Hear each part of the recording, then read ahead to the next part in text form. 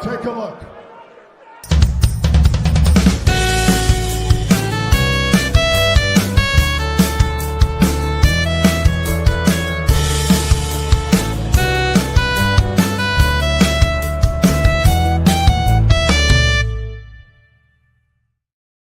It's June 26th, 2025. I am at Joel Pearl, Joelperl. Why did I just spell my name? I don't know. TheJoelPearl.com on Blue Sky. It's time to get in the weeds. It's a tumultuous Thursday. I don't know what it is. It's another T word because I'm here and I rarely do the T word days. But SP3 is here, so clearly everything's okay. How you doing, pal? I'm always here on a Thursday, and I'm always here, glad to talk some pro wrestling on the Fightful Overbooked YouTube channel. Glad to see everyone in the chat. Glad to see Joel here, who I found out has speakers in his house that are not his. But yes, we're here to discuss some pro wrestling on a Thursday. Last night you had AEW Dynamite on the road to All In Texas. We're now 16 days away from the big show in Globe Life Field, so we got a lot to talk about with Hangman Adam Page outnumbered now that the Young Bucks are not on his side heading into All In as they orchestrated an attack on him alongside Jon Moxley after a strong main event against the Beast Mortals. Speaking of the Young Bucks, they got a challenge for All In Texas where they will be putting their EVP titles on the line. Very interesting there. We found out the number one spot for the Casino Gauntlets coming up at All In Texas. We got a couple of matches as well involved for All In Texas for the AEW World Tag Team titles. The Jet Speed seem to be stepping up as the next challengers. A new feud with MJF and Mark Briscoe, and our very own Sean Rossap has a report about that on Fightful Select we would talk about today. And we got to talk about everything else in the wrestling world, including, yes, he puts a question mark in the description because he's disrespectful to the best segment on In the Weeds every single week, because no one on In the Weeds, not Jeremy Lambert, not Joel Pearl, not Cam Hawkins when he wants to appear, not Sean Rossap wearing a gorilla mask when he wants to appear, not Kimmy. Only me brings the energy and the enthusiasm for the one and only best segment in wrestling podcasting today. The C-Suite is back, baby. And we got some LFG Season 2 premiere to talk. We got the Vanity Project on Evolve to talk. And a Last Woman Standing match. It's a hell of a show we got lined up for you today. But Joe will give you all the rest of the pleasantries. To be fair, like I said, I don't host the T letter shows. So I wasn't sure if C-Suite was a Tuesday or Thursday thing, but You've been here on a Thursday, sir. I barely remember what I did yesterday. Conventional wisdom would dictate that the C-Suite would be a Thursday event because we do talk about Evolve. Therefore, if Evolve was on Wednesday, you talk about it on Thursday. However, because of LFG, C-Suite could fall on a Tuesday and then you just do a week late Evolve thing. So I wasn't sure. I just knew it was a day that you were there. And now I know it's Thursdays, but I'm sure the next time I host on a Thursday or Tuesday, I'm still going to get tripped up. Yeah, it's okay. That's fine. Okay. You know, I had to bust your chops or something this morning. Of course. Listen, you mentioned at the top of the show the speakers, so it will happen eventually at one point. Right before we went on the air, my building was doing their monthly inspection of the fire system. It's monthly. I don't know why it's monthly. I'm happy to be safe, but monthly feels like a lot. Regardless, it's there. So they came on at like 10 o'clock on the dot as they're sitting here just saying hi. And all of a sudden SP3 gets to hear this man come over the speaker. And of course, the first question he asks isn't, what is that? It was, what's that man's accent? This is the type of information I ask people. It's very important. Filipino was the answer. So anyway, I get through that and I explain what we're doing. And then I said, eventually they're going to come back on and they're going to do it again. But the thing is, they don't actually like play the fire alarm in our units. They're doing it in the common areas, but they come on everybody's loudspeaker to tell you that they're doing this. And it doesn't make sense, because the only thing that they turn off is, I think, of the elevators. That's the only thing that really affects people, is that the elevators go down for like 10, 15 minutes. But other than that, that's just what's happening. So if you hear someone come over, if you hear like da da da da da, that's going to be me muting and SP3 talking for however long it takes for them to repeat that the fire system is safe and you can go back to your your regular duties. This is gonna be awesome show we got lined up for you today. I don't know what to expect. Service announcement. I didn't have speakers in my apartment in New York. I don't have speakers in this apartment in the UK. So that popped me as well. You have speakers that are yours. They're just, I mean, it would be the same if you had like a fire alarm system. It's the same thing. This is just a address system. Like I said, I have an apartment in the Bronx, New York. No, fair. I don't have a fire system. They just walk outside with a megaphone and shout.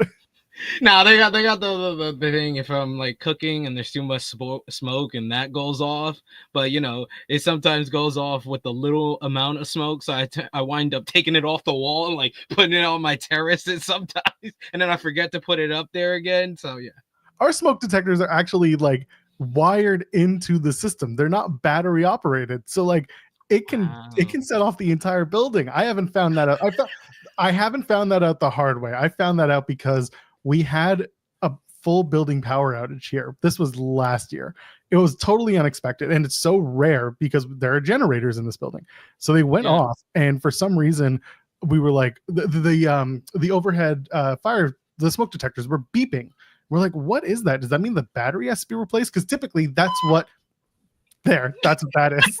That's the sound. Right on cue. It heard you. So we thought that we were gonna have to like replace a battery, and then we tried to take it out. Like, why is it like hanging? Why is there like a connecting piece? Why is this happening? And it turned out, no, it's wired through the system. Like it's a full on like electronic system that they put together in here. And we were just like, cool, this is great. We'll be safe forever, I hope, until the power comes back on. Oh man, this is awesome. I love that popped me so much that it did it on cue. Like boom, boop. They just knew. I experienced like a power outage. I believe it was like SmackDown, like not this past week SmackDown, but 2 weeks ago SmackDown, because I remember the show kicked off with John Cena cutting a promo, and we had a big storm here in the UK, here in London, England, and the whole power like shuts off. So I'm watching SmackDown at like 1:20 a.m. here. And, you know, I guess they're like, everybody's asleep. It doesn't matter if the power goes off. But it came back on like 10, 15 minutes later. But I had never experienced that. It's very rare that power goes off in New York, because New York probably uses more electricity than any other city in the world. Easily. Yeah. So we'll see. This is probably going to go off again. But we'll see what happens. We got a really big show for you. We got a good show tonight. Darius Carter is going to be joining us from Ashe Wrestling. He is their men's champion. Around 11:30ish, he'll come on, jump on, talk about the show that's coming up on Saturday in Charlotte, and just the vibe of Ashe, because I know that's it's something that Cam's been talking about. He did an interview with Darius and wanted to talk more about that, and we're going to get in on that too, because SP3 has been you brought in Darius last time. You and I years ago were together on this show, and we ended up sitting for 45 with Darius Carter, and it was a wonderful interview. So I'm looking forward to catching up with him as well. Yeah, I told Cam he needs to stay away from my bestie, because Darius is probably my best friend who's called a wrestler. He's a good friend and that I've talked to and worked with. One of my rare in-person interviews was with Darius Carter when I was first starting out. So he's someone that I've watched his career grow over the last like 7-8 years. So I've been very proud of what he's been able to accomplish. And yes, he is the Ashe world heavyweight champion. He just had a couple of defenses in New York City, and now he's got the big matchup with Darius Lockhart for the battle of the Dariuses for the championship coming up in Charlotte. So I wanted to make sure that we got him on the show this week. So he's always welcome to be here on the show. So I'm glad we can talk to him again here, because I think the last time we talked to him was February. I checked it earlier today. Was February with me and Jeremy, where we talked about him facing like Christopher Daniels and his experience working with like Ron Simmons and stuff like that. So we got a lot to discuss with Darius Lockhart matchup. You're also going to be on that show Cedric Alexander with one of his first one of his many of appearances on the independent scene since leaving WWE. You also Darius was just in the top 5 for Black Wrestling's top 10. I think it's top 100 Black wrestlers, and he was the only one from the independent scene. Everybody else in the top 5 was from WWE or AEW. He was the only one from the independent scene, so I definitely talk about that. So we got a lot to discuss with Darius today. I'm excited for him to come on, and we got everything else in the wrestling world, because for the people who don't like when me and Jeremy talk about basketball for 45 minutes, I won't be talking about basketball with Joel here. And I don't watch hockey except for Mighty Ducks. If we want to talk about Mighty Ducks for 40 minutes, you're tough luck for y'all. When the Ducks draft, we'll talk about the Ducks draft. Ducks draft? Yeah, when the Ducks get their spot on the NHL draft board, we'll talk about that. Did they draft Charlie Conway back? Charlie Conway, Fulton Reed. Probably not. Hey, by the way, if you hear stop it. By the way, Tyler. This is you want the basketball talk? That's when ITW 24/7 comes along. We'll talk about the other guys doing that in a minute. But go ahead, leave a thumbs up if you haven't already, because that goes a long way getting us. Now I got to do this again. I get 90 seconds and they're like, shut up. This is what happens. Eventually they're gonna say what's going on. It's like the FCC's on your back. Like, and I'm Canadian, and it doesn't count. Like, what is the CRTC's like? Oh, you're working with an American company. What are you doing here? Like, oh, I go with whoever pays me. If SiriusXM wants to pay me to do a 24/7 show, I'd get paid by them too. Yeah, go ahead, leave a thumbs up on the video, subscribe to the channel. You can donate a super chat any amount, get your question or statement read on the air. I do want to mention, so congratulations to Busted Open. They are doing 24/7. Wonderful news for them. And it's funny because someone in the chat was just like, F them, in our fun way, F them, except for Denise. Everyone loves Denise. Well, no, now I have beef with Denise, because Denise just announced that she is doing the Thursday night After Dark show for TNA Impact. So now I have to deal with Denise Salcedo being in direct competition with my post show that I do with Cresta Star every week on Thursday nights here on Fightful. So now I have problems with Denise, and I love Denise, but I got problems with Denise. It's happening. The audacity of Denise. So wait, I didn't hear any of this news. This is the first time I'm hearing of it. So Busted Open is now 24/7. Yeah, starting July 1st, they will be running a 24/7 channel. I think they're going to be called Pro Wrestling Nation. What that entails, I haven't really dug into, because I don't get their press releases. I just talk shit about them. We're 13 minutes in, I can say that. But the point is, they are going to be doing the 24/7 channel. They've been also doing this. This has been their bit forever. And so good on them to get the support needed to do it. They've already been doing After Dark. That's been their post whatever shows. And they also have the 3-hour flagship show that they do every morning during our show, minus an hour because plus an hour because they start earlier. Anyway, point is, they're going to go 24/7. I assume that's going to be some extra content and maybe some classic content, because if you're going to have 24-hour talk and the team you have doesn't cover 24 hours, you're either going to give them a lot more hours, or you're going to bring on more people, or you're just going to do some classic content. I would personally start with classic content, but that's just me. But also, how many people want to listen to classic wrestling content? And how far back would you go to listen to it? I'll go 5. I'll go 5 years.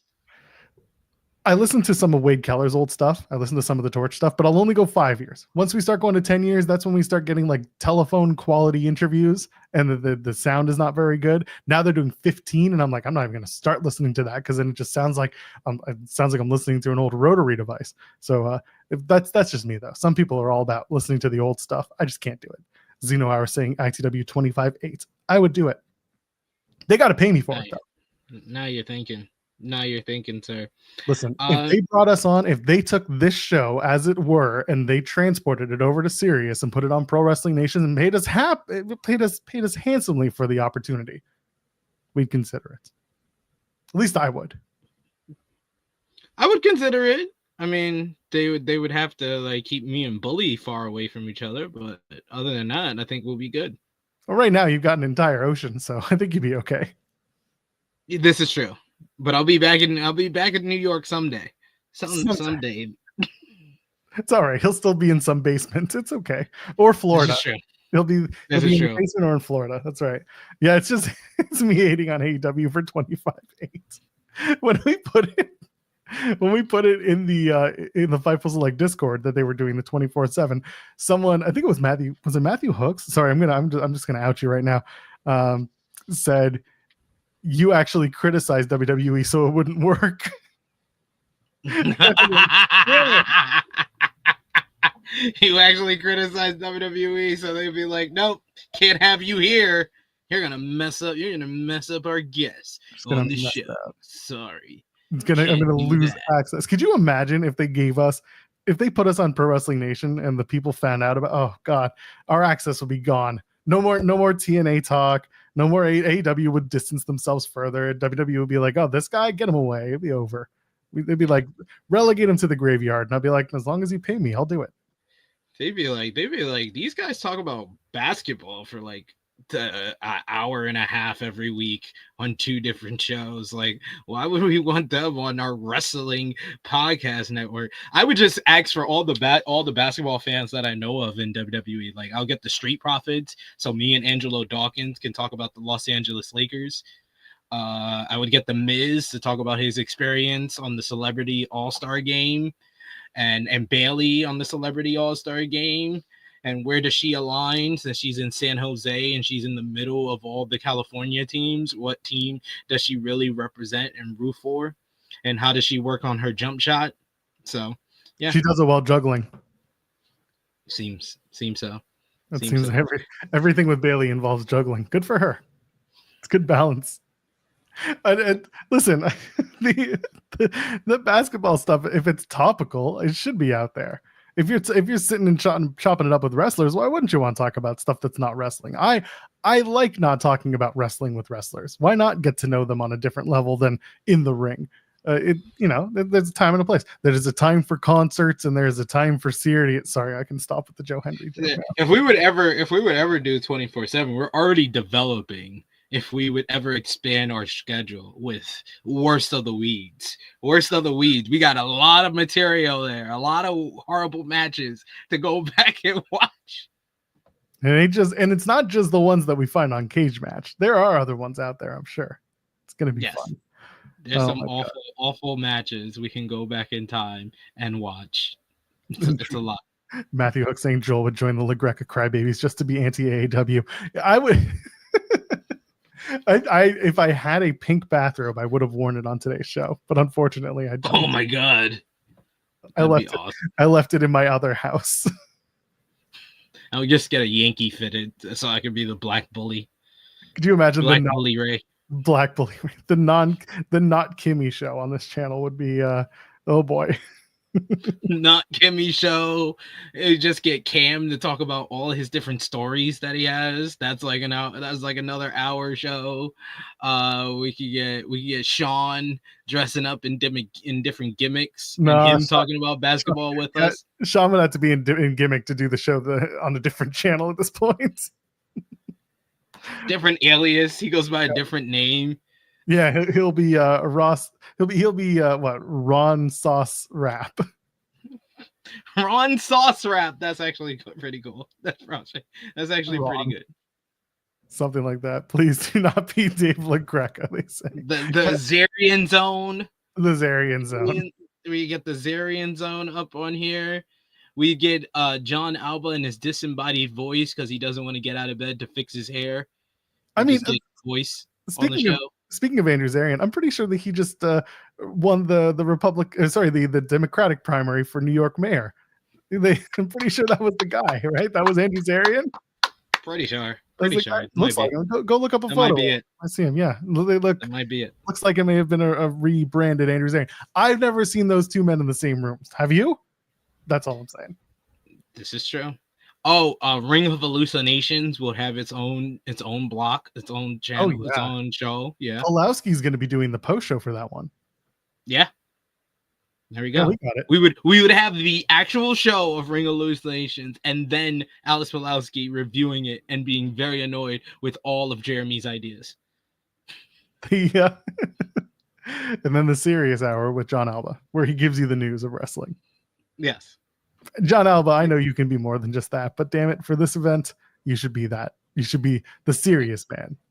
And you'd be surprised. There's probably some people on this, the viewers on this channel that go back and watch old episodes of In the Weeds. I was very surprised when people started telling me they watch old episodes of True Heel Heat, and I was just like, why would you do that? I said I did a recent interview. Shout outs to Tom Talks Rubbish, where I said my best work is my last work. My worst work is the one before that. I'm always better than my last time doing a show. Whether I like a show is dependent on whether or not I go back and listen to it that day. Yeah. The show it's mainly people who tell me who they go back and watch AE Ramble to see how Jimmy's attitude has changed over the years with AEW. When it was bad, he loved it. What happened? He loved it because he was able to freely make fun of it. He's been having a horrible year because AEW has been actually enjoyable. He's like, oh God, I can't.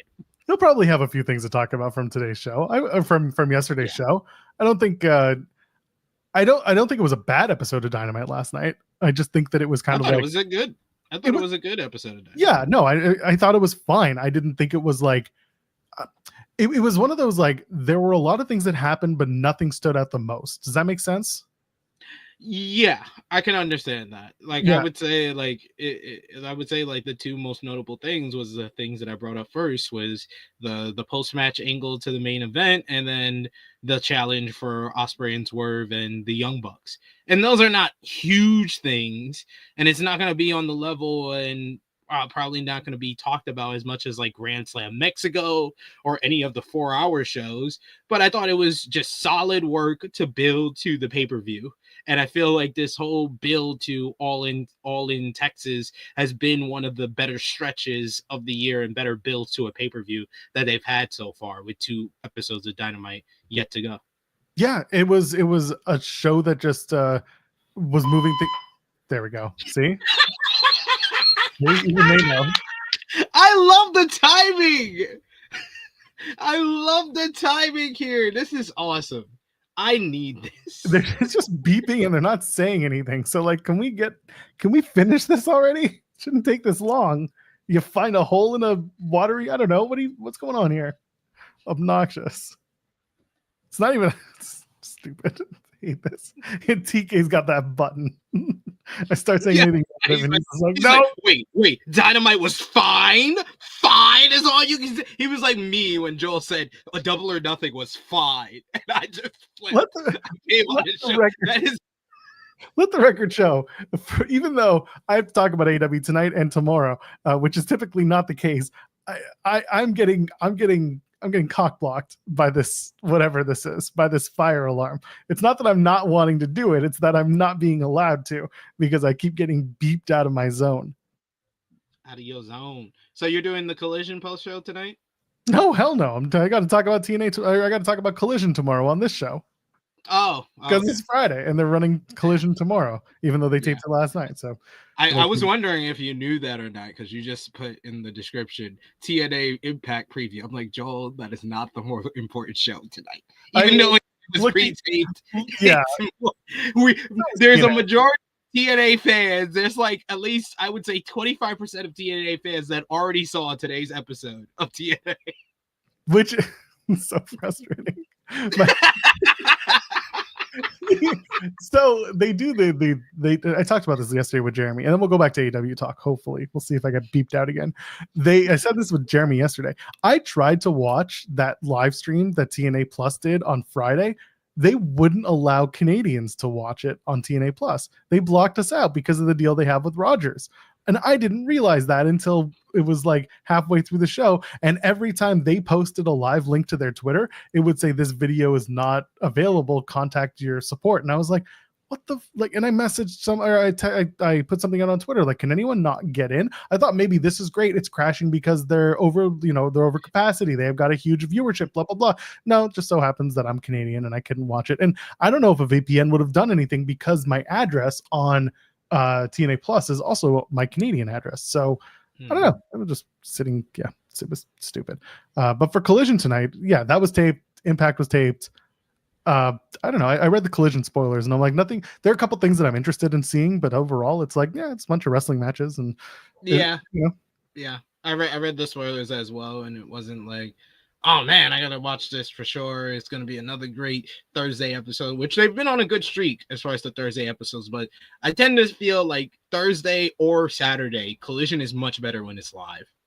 Yeah, I agree. When it's pre-taped, there's always just a certain amount of energy that's not there. So yeah, it's like last Saturday's Collision, I thought was a really good episode. It'd been so long since it was on Saturday and live that it felt like a really good episode in comparison to being on the back half of the 4-hour shows over the last 2 weeks. And then, Thursday, we'll see. We'll see how it is tonight, and we'll talk about that later. We'll talk about TNA Impact as well. Yeah, and I've already given my one thing to watch tonight or tomorrow for TNA. If you're going to watch Collision tonight, the one thing you got to watch for TNA is going to be the street fight with AJ Francis and Mike Santana. That's like if you're going to watch one thing from tonight's TNA, that's going to be the one to watch. I would say that, and also the reveal. No, the reveal of him. Yeah, well, the mysterious him that has been on the phone with Tasha Steelz. Oh my God, Carmelo Hayes has been on the phone the entire time. Hey, it's not out the realm of possibility. Yes, it is. They don't bring in WWE talent. They bring in NXT talent. Man, it's only been a year since Carmelo was an NXT talent, so wouldn't be far. Not like they're using him for anything important on the main roster anyway. They'll move him over to Raw and they'll do something with it. Anyway, let's go. Let's Nah, he's got to stay on SmackDown because LA Knight's got to go to Raw. Let everyone just do a flip flop. Just the difference will only be the color of the show they're on, red versus blue. That was a great show, by the way. Shout out to Rooster Teeth before they sucked. Let's get back to it. Dynamite. Where was I before I was beeped out of my zone?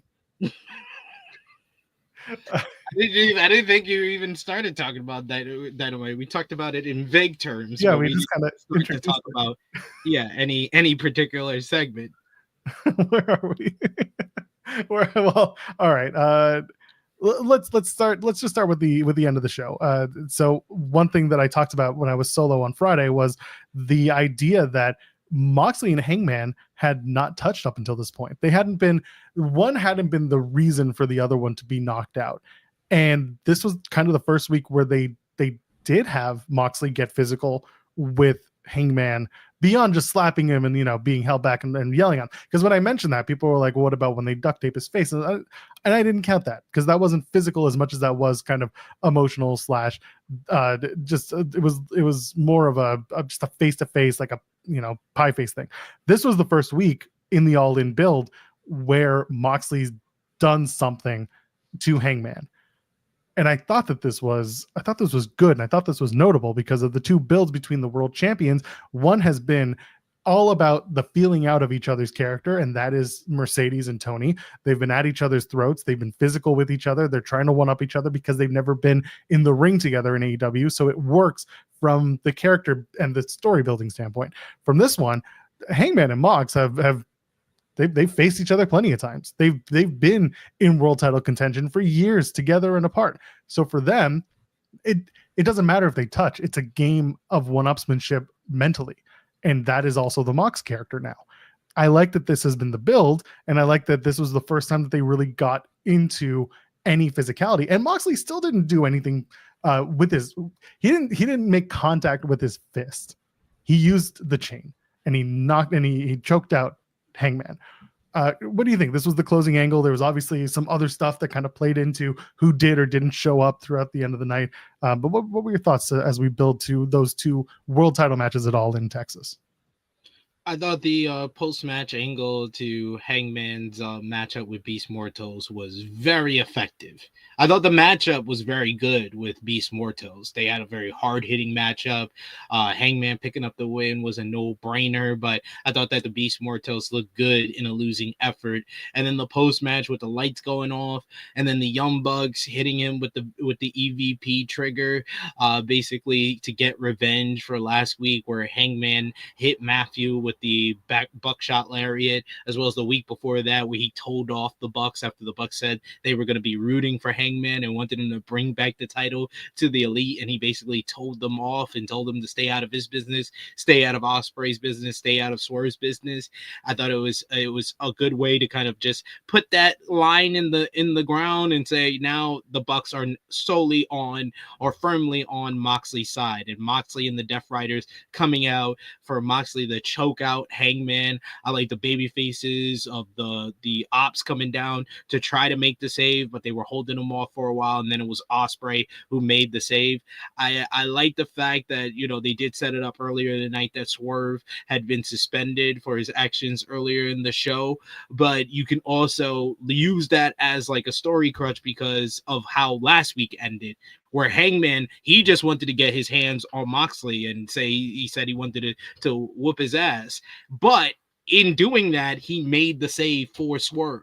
And despite Swerve being suspended, you could see a world where the Young Bucks use that as, oh, we didn't have security kicked out Swerve. Swerve just chose to not make the save for Hangman and kind of steer the pot between Hangman and Swerve, where Swerve could have come out if he really wanted to or not. And I thought it was just a very sublime type of like storytelling with the fact that Swerve can say he was suspended, he had to leave the building. Ospreay can also question Swerve of like, I didn't see any security kick you out. You didn't even tell me you were leaving the building. Why didn't you come out to help? So it can cause dissension between them. That could be used. Something so small of that whole post-match angle can be used to further develop two different matches for All In. And I like the fact that these two matches are so interconnected. It's very reminiscent to me of WrestleMania 39, of how Cody versus Roman and the Usos versus Kevin Owens and Sami Zayn were very connected and felt like the two biggest matches of that weekend.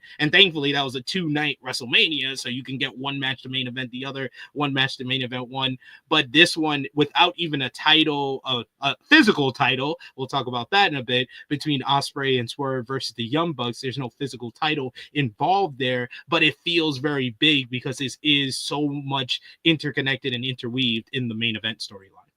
Yeah, I like what you bring up the whole Sammy and Kevin bloodline story, because obviously we're talking about Hangman and Moxley, and the underlying statement has been this match has the potential to be the WrestleMania 40 night 2 main event where all the Avengers come out and everyone, and then eventually as Swerve comes out, and is it will he or won't he, and will he help his buddy or will he not? And this is listen, I know that this chat's going to make the joke and be like, oh, of course, it's all coming back to WrestleMania. It's all WWE because it's Joel. I'm not the one saying this. This is me.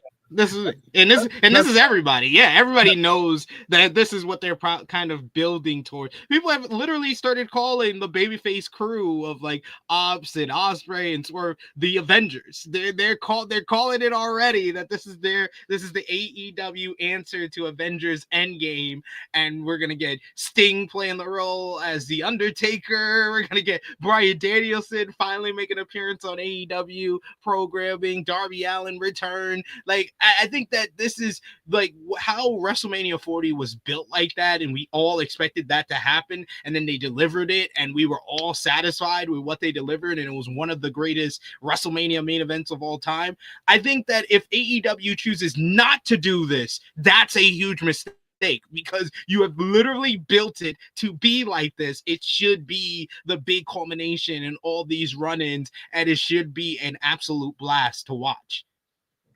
Yeah, I still think Mox is going to win, and it's going to go to Darby. Oh God, I hate you and Jeremy for hurting the manifestation that all of us AEW fans are trying to have. You, Jeremy, and Jimmy. That's all I do podcasts with about AEW is these people who don't want to get on the bandwagon and say Hangman's gonna win. You'll get your moment. Your moment will come when Kenny Omega beats Kazuchika Okada and wins the other world title, right? That's how it goes. That's not the moment. That's not the moment, Joel. That's the main event. That's the end of the show. Streamers and pyro and everyone's excited because Kenny Omega's back on top, baby, right? It's happening. It's Darby and Hogan from WrestleMania 9. Darby as Hogan from WrestleMania 9. That's not the moment. Darby's going to win the Casino Gauntlet and beat Moxley that night. We need the Death Riders to end, please. They're not going to end. They're never going to end. The Death Riders are not going to end, but this Moxley title run needs to end. It needs to end. Because you want to see the belts? Nah, there are plenty of other belts you can gawk at. I hate this so much. That's fine. Welcome to Thursdays. 16 more days I have to deal with this. Yeah, and on day 17, we'll either be sitting there being like, yeah, that was a good show, or we're going to be like, haha, I told you so.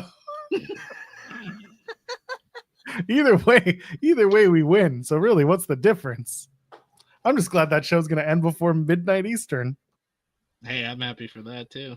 We'll might end before midnight UK, so I'm happy with that as well. That's true. Y'all get it early in the morning. That's going to be fun. I'll take that. Yeah. It's gonna start right. It's gonna start right when it starts. A pay-per-view usually starts for y'all in the US. It's gonna start at 8 p.m. UK. Perfect. That show could. Well, no, that means that show's gonna be over at midnight UK. You just know that it'll be that's fine. I mean, I'm used to staying up till 4 or 5 a.m. for AEW pay-per-views. So ridiculous. Should not be okay. Revan Survivor saying, is it safe to admit that I've been enjoying Mox recently? Of course it is. First of all, subjective entertainment. Second of all, Moxley has been a renewed character over the last couple of months. He has been it's been less hokey, saving AEW from itself or whatever he thought he was trying to say, and a little more focused. And I think once the story became a little more focused, Moxley's character became a little more tangible and therefore just easier to watch. Yeah, like you're saying, he's been locked in with the promos. He knows what he's talking about, because for a while it felt like he was given no notes or just said, we don't know where we're going, but just go out there because you're the champion and you got to be on the show. Now he's focused. Now there's a reason for him to be acting and reacting the ways that he has. I think the Moxley character is never bad, but when it's not focused, it's not great. Yes, it came. There was a point, especially during the Cope feud, where Moxley felt like mid 2010s Bray Wyatt, of just rambling, not really saying anything, not really conveying any type of message. And I know Power Drive Finisher says he's still rambling. I don't think he's rambling, especially not that stairwell promo from last night. I thought that was very focused. He had a message that he was trying to convey, that Hangman, and it's the same message he's been really talking about since this build to All in Texas begun, where Hangman Adam Page is not like him. Hangman Adam Page is someone who has his insecurities, who's the anxious millennial cowboy who puts his doubts in himself. I loved him saying, "Oh, he's so all shucks, I'm so humble." And he's like, "That's not me. That's not a world champion. That's not how a world champion looks. That's not how a world champion acts." It's been very concise with what he's trying to say. He's like, Hangman's not like me, and I'm gonna prove why I'm the world champion, and someone like Hangman can't lead AEW, can't save AEW from the Death Riders. And I feel like the Death Rider storytelling has been a lot more focused, where yes, they are sprinkled throughout the show, but it's in very much purposeful ways. Like we had last night with them getting involved in the 4-way to determine the number 1 spot in the women's casino gauntlet, whether it's them in the post-match angle with Hangman Adam Page. It seems to be all focused on telling different stories and helping elevate different characters. So I totally disagree with anyone. If you're not with Moxley right now, I understand that due to the first 6 months of his title reign. I can understand that that's completely kind of toned you out of what Moxley is doing. But if you are looking at it from an objective standpoint, you have to say, like, now he does have a focus. Now I can understand if someone is enjoying him as AEW World Champion. But that is not a reason to continue this. You got it back. Now you ended on the high. Do not allow it to go back down the hill. It's up. It came up the hill after being in the abyss. It's now above the hill. It's at the top of the hill. Let's end it at the peak and not drag it out for another 3 to 4 months. That's right. You drag it out till September, and then you have Darby win it in Toronto. Mox is basically begging Hangman to beat him, says Hooks. And yes, and then once Hangman doesn't beat Moxley, he says, I'm on top of the world. And Darby says, no, I was on top of the world. Roll the footage that they never rolled because he came back from the mountain. And then he says, that's the top of the world. And at All Out, I'm going to go all out, beat your ass for that AEW World Championship. There'll be drone footage and everything. You really hate AEW. It's ridiculous. I don't hate shit. I just know what I know. No, I'm literally saying that to everyone who wants Moxley to win at All In or thinks Moxley's gonna win at All In. You must hate AEW. You must hate AEW if you want Moxley to win at All In. You'll get Kenny Omega winning the new title. Everyone's gonna be so excited. The pyro, the everything's gonna go off. The baseball stadium's gonna erupt. Everyone's gonna be excited, and because Kazuchika Okada, the evil bitch yelling wrestler, is gonna get defeated by Kenny by God Omega, and everyone's gonna be like, yeah, that's the guy. He's the dude. And then he's gonna lift up the title, and that'll be that. But meanwhile, in the distance, Darby Allin will be after Moxley and win that world title. You got one world title, one new beautiful title, allegedly beautiful. Everyone feels differently about the look of that unified title, regardless. And the people who love the look of that title will be so excited to see it lifted up in victory by a babyface wrestler that everyone loves. And then they'll have to wait just a little bit longer for that other beautiful World Heavyweight Championship that AEW has to be lifted up and taken out of a briefcase by Darby Allin, who's going to, pick lock to open it. Yeah, let's not do it at the biggest pay-per-view of the year. Let's do it at the least biggest pay-per-view of the year, Wrestle Dream. I mean, I'm not the Wrestle Dream person to do that. I don't care about that. I don't know the whole they got to do it in Darby's hometown. I don't care about that stuff. No, nothing has to happen in your hometown, right? Cope and Christian, right? Cope and Christian. Am I right? Adam Copeland and Jay Christian, are we right about this? Not everything has to happen on your home turf in your hometown just because you're 50 and you have a plank board thing that you want to get over, and you just want to get it over, but you can't actually get the match that you wanted at the All in Texas event. So, sorry, we're back. Probably could have. Hey, he has to finish his story with Nick Wayne. He's trying to look up. He's trying to help elevate Nick Wayne. That's what he's trying to do. You know what Nick Wayne should do? Father and son tag team champion. Great. The mother should just bing right in the dick, because that's what you do in wrestling. Win the match. Nick Wayne pins Christian, and Nick Wayne, takes over the family. And then Copeland comes out and is like, I have 2 daughters at home. I know what it's like to be kicked in the nuts. And then Christian and Copeland hug because Christian's like, I have a daughter too. And then they hug, and then they're going after FTR. forget who turned on you. Let's go after FTR, man. Yeah, exactly. Pivot. Yo, I think they're really based on the setup for tonight's collision with FTR going face to face with the Outrunners. It makes me feel like Tony Khan has pivoted to FTR and Stokely Hathaway versus the Outrunners and Cope at All In, which is this is Tony being like, Cope, this is what you get for ruining my Death Rider story. Like, whose fault is it? Whose fault is it? Because it can't be Tony's favorite wrestler, Christian. You can't blame Christian, Tony Khan's favorite wrestler, who he knows all of the stats and all the stats and the matches, and even Christian's like, I didn't even remember that. Like, you can't put the blame on that guy. So you put it on the guy who jumped off a cage that one time and broke his shins. Like, that's the guy that you have to put the blame on. I get it. He ruined that TNT title run. He ruined the Moxley title reign. He ruined the Death Rider storyline. So Cope has to pay by teaming up with the Outrunners to verse FTR and Stokely at All in Texas. John Cena needs to take a good look at that part of Copeland's AEW career and say, oh, I want to ruin wrestling. That's what I have to do. That's my roadmap. I don't know if I want to break my legs, but you know what? I'll do it for the sake of wrestling.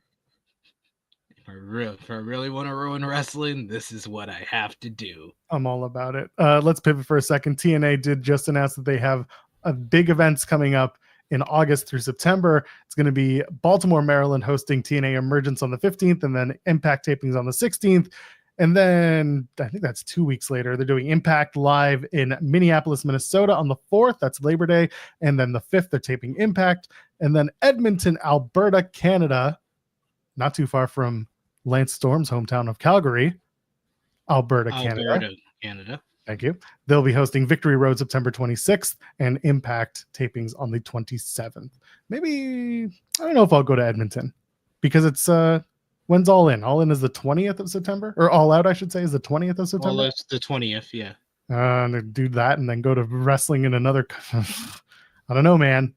I don't know. When is that? When is the Edmonton one? What the 26th. It's the following Friday. Oh, so the following week? That's not that bad. Oh, but you know what? Is that? Oh, I know what that's going to be. I got to talk to Spencer Love. That's usually when... no, because that's normally when Love Pro runs. They run at the last Friday, Saturday of the month, and that's when Victory Road Impact is. We have to alert Spenny. We have to alert Spencer. We have to tell Spencer. Don't book TNA talent for that weekend. They will get pulled. They will get pulled. Did they announce where Bound for Glory is going to be at yet? Not yet. Okay. Not yet. BFG is usually in October. I assume they'll announce it at Slammiversary. And how's the ticket sales looking for Slammiversary so far? What was it? 4? No. Oh God, I gotta look up Romy. We talked about this on the show the other day, and we'll get back to AEW stuff in a second. I gotta bring up Romy's account because she mentioned something that I brought up on Monday's show. As of June 21st, which was the beginning of the week, they were distributed 2611, so 2,611. Romy, who used to be the head of marketing for TNA or part of the marketing team, mentioned a couple days later that they have advertising that was planned in September and set for July 1st, plus some digital marketing, some TV marketing, Long Island Railroad, and socials. So then, like 2 days later, they had the Hardys on the MTA, and then they did some guest spots on Busted Open. So like there is a plan. There always has been a plan. There's there's enough going on that she's personally not worried, and I would kind of trust her judgment given that she was part of a team that grew TNA in a certain way. She may not be there, but she still was part of the growth and the planning of the Slammiversary rollout. So I trust what she's putting out there. They just need to get more than what they got in Montreal last year. That is the threshold for TNA success, is do they show growth even by one ticket from what they did the year before? That's all. What did they do in Montreal last year? Over 4,000 on the backs of PCO especially and Speedball. It was like when I was there, it was two different generations of fans. It was really interesting to see the PCO fans. They came out, don't get me wrong, but there were also a lot of Speedball fans that came out because there was, again, the newer generation were all about Speedball, and then PCO's generation were all there as well because PCO has been on the back of Montreal forever. That's one of the reasons why Maple Leaf Pro is going there next week, is because, and they booked PCO because they know that he's going to bring a lot of people to Laval for that show. Yeah, that's kind of where they're at. But if they do more than 4,000, then I think that'll be a win for TNA. They just need to do more than what they did last year. I mean, I guess if that's their goal, then that's their goal. Well, I hope they're able to achieve that. I just always thought that the USB was not the best choice. But if their goal is just to do higher than what they did the year prior, I think they'll be able to achieve that.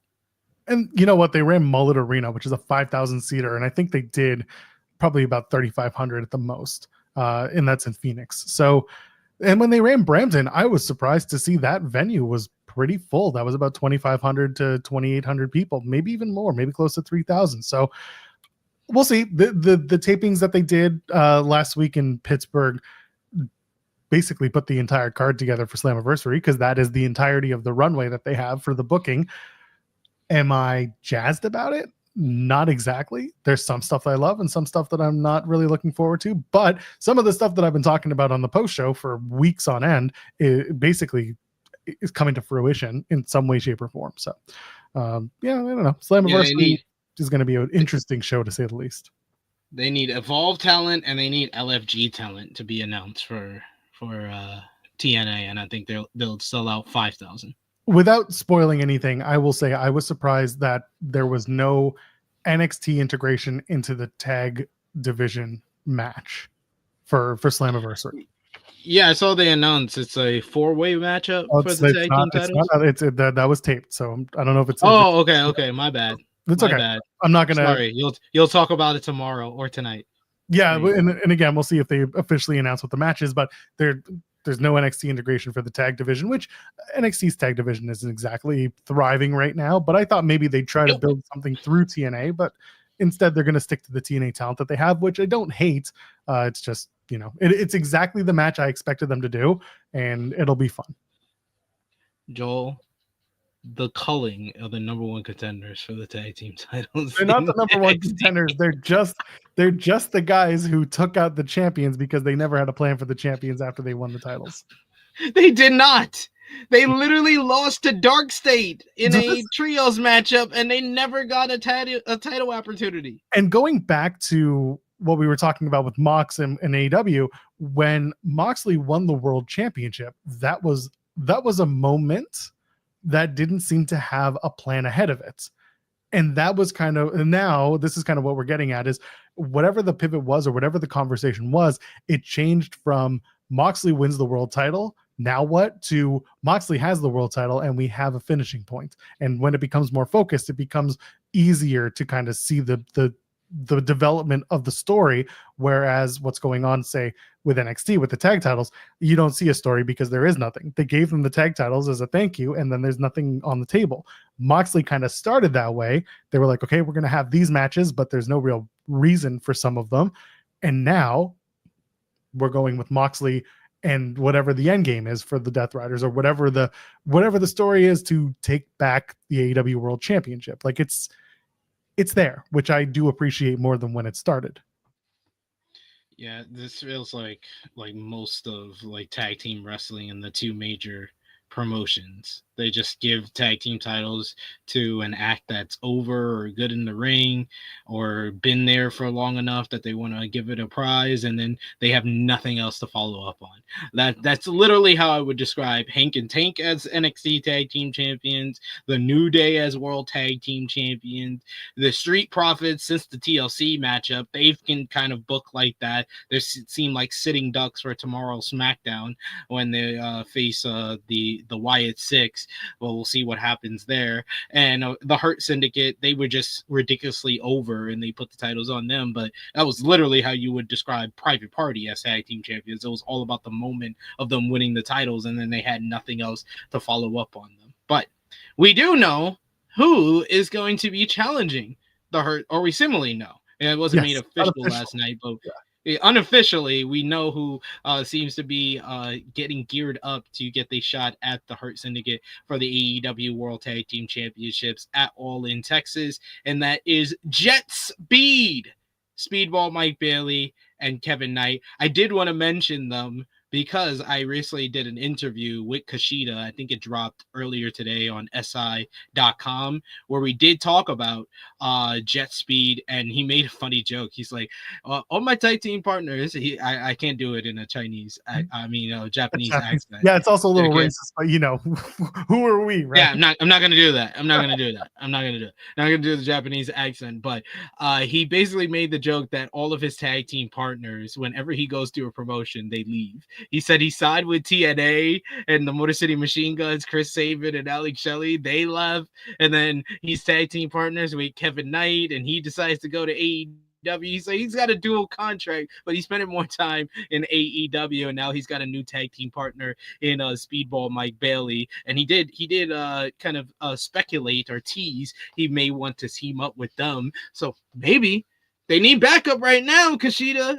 If you're out there, if you're watching, they need backup right now against the Hurt Syndicate, because things did not turn out well for them in the post match. They did get a win over Ricochet and AR Fox, which Ricochet trying to recruit his own team has been an hilarious storyline that I don't know what the end game is, but I am enjoying it, I will say. You know what it's gonna be? It's gonna be Max Caster and some other like a complete jag-off of a human.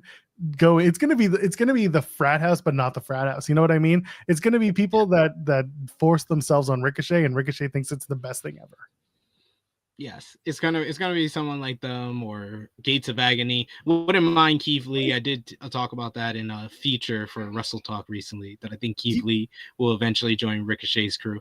Could do that. Gates of Agony didn't seem to care about Ricochet when I think. No, they were buddying up with him on Collision. They were coming over to the commentary table and like, you see, like they were trying to impress him. That was the first time anyone looked like they were trying to impress him, at least. Yeah, do Ricochet, Big Bill, and Bad Apple Brian Keith, and then bring Jericho back to feud with Ricochet as a babyface. Oh God. Please don't do that. Please don't do it. Well, but Just Speed, they're babyface, right? Oh God, please don't do that. Just Speed is really good as a tag team. It's crazy how important they've been to the tag team scene since they just got together. They've only wrestled 3 tag team matches on AEW television, but they've been a highlight of the tag team division since forming as a team. A really good matchup with Ricochet and AR Fox, and them picking up the victory there thanks to Ricochet walking out on AR Fox.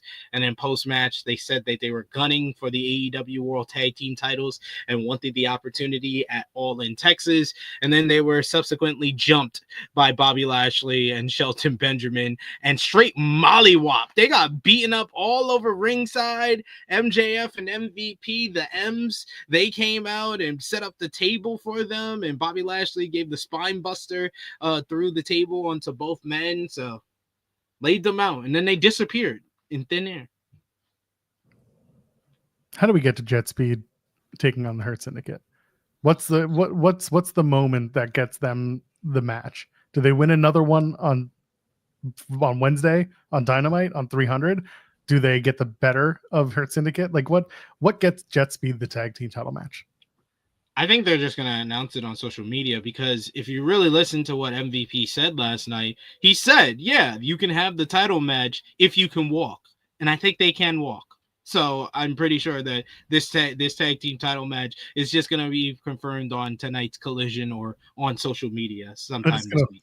They're just going to walk up to Tony Khan at Gorilla and be like, look what we can do. MVP said, if we can walk. And Tony's like, he did say that, and I am a stickler for semantics. So yes, you can have the tag title match. That's it. No high drama. We can walk. We can walk. He can talk. He can talk. He can sing. Sorry, we're back to The Simpsons. Can't take you nowhere. That's fine. I don't leave the office. No backsies. And people, backsies, no takesy backsies. But we said, nope, you said we had to walk. And I found a new way to walk. Anyway, good Lord. Yeah, people are really excited for Jericho in the chat. So the Hurt Syndicate and Jet Speed may not have been the match that people expected for All in Texas. I think it's a good standout match, but it feels like we're trying to build towards Hurt Syndicate versus either the Young Bucks or Swerve and Ospreay at this point, maybe as early as All Out. Is that when, to me, if the Young Bucks if they do the tag match with the Young Bucks win the tag titles. If it's Swerve and Ospreay, I don't know, because again, so now let's rewind even further. Beginning of the night, and I got to hit this super chat because it's been sitting here long enough. Just got to do the 3 things at once. Normally, this is easier when I got Jeremy too, but Vala said that I offer you the most. Where is this stupid thing? This is ridiculous. There we go. See, it's easier when I have someone else to do it with me. Volib says, I offer you the most basic of vanilla fumbles. I'm vanilla, baby. Vanilla fumble is what we call when you still don't give Blake Christian Vanilla Baby by Jack Harlow. They didn't even give that man an entrance.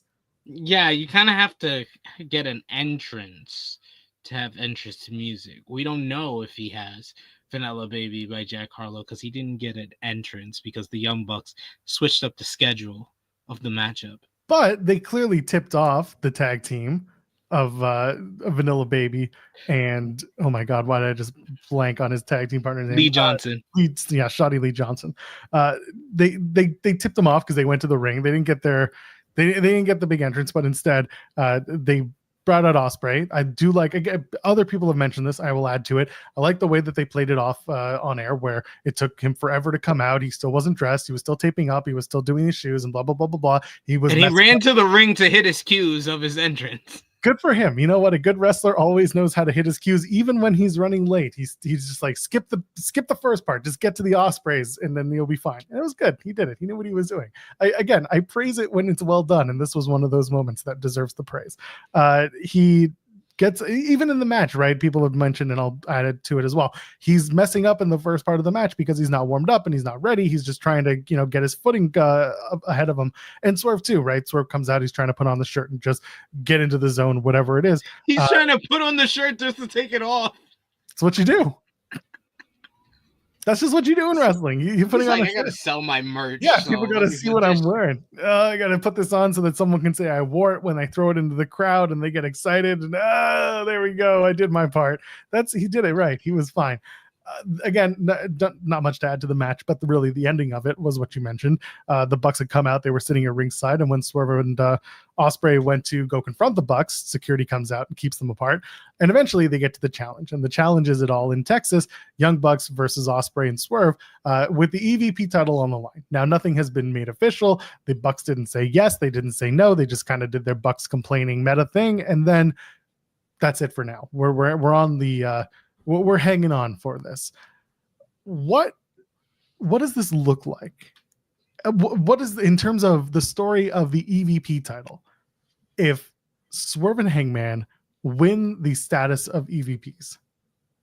What does that look like? What is this? Is it too cute by a half, or is there really something you can do here to make it work? I think that if Swerve and Ospreay win the EVP titles, they'll probably give it up almost immediately.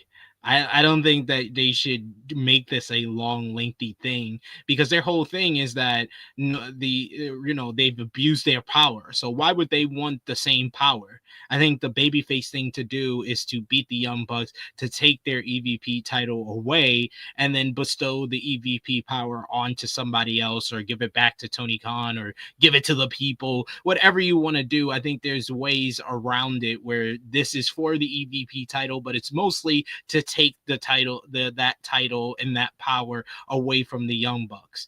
As far as how we're going to get to this matchup, I think will be more interesting, because the easy thing for them to do is to just have Tony Khan made the match official for All In, and the Young Bucks can complain about that and do their usual meta shtick. But I would say the Young Bucks should add their own stakes to it. Like, Will Ospreay and Swerve Strickland are fired if they lose. You have to add some stakes or something that they are putting on the line as well to make it make sense that the Bucks would accept this matchup. The Bucks shouldn't accept this matchup on the current terms of they're the only ones that are putting anything on the line.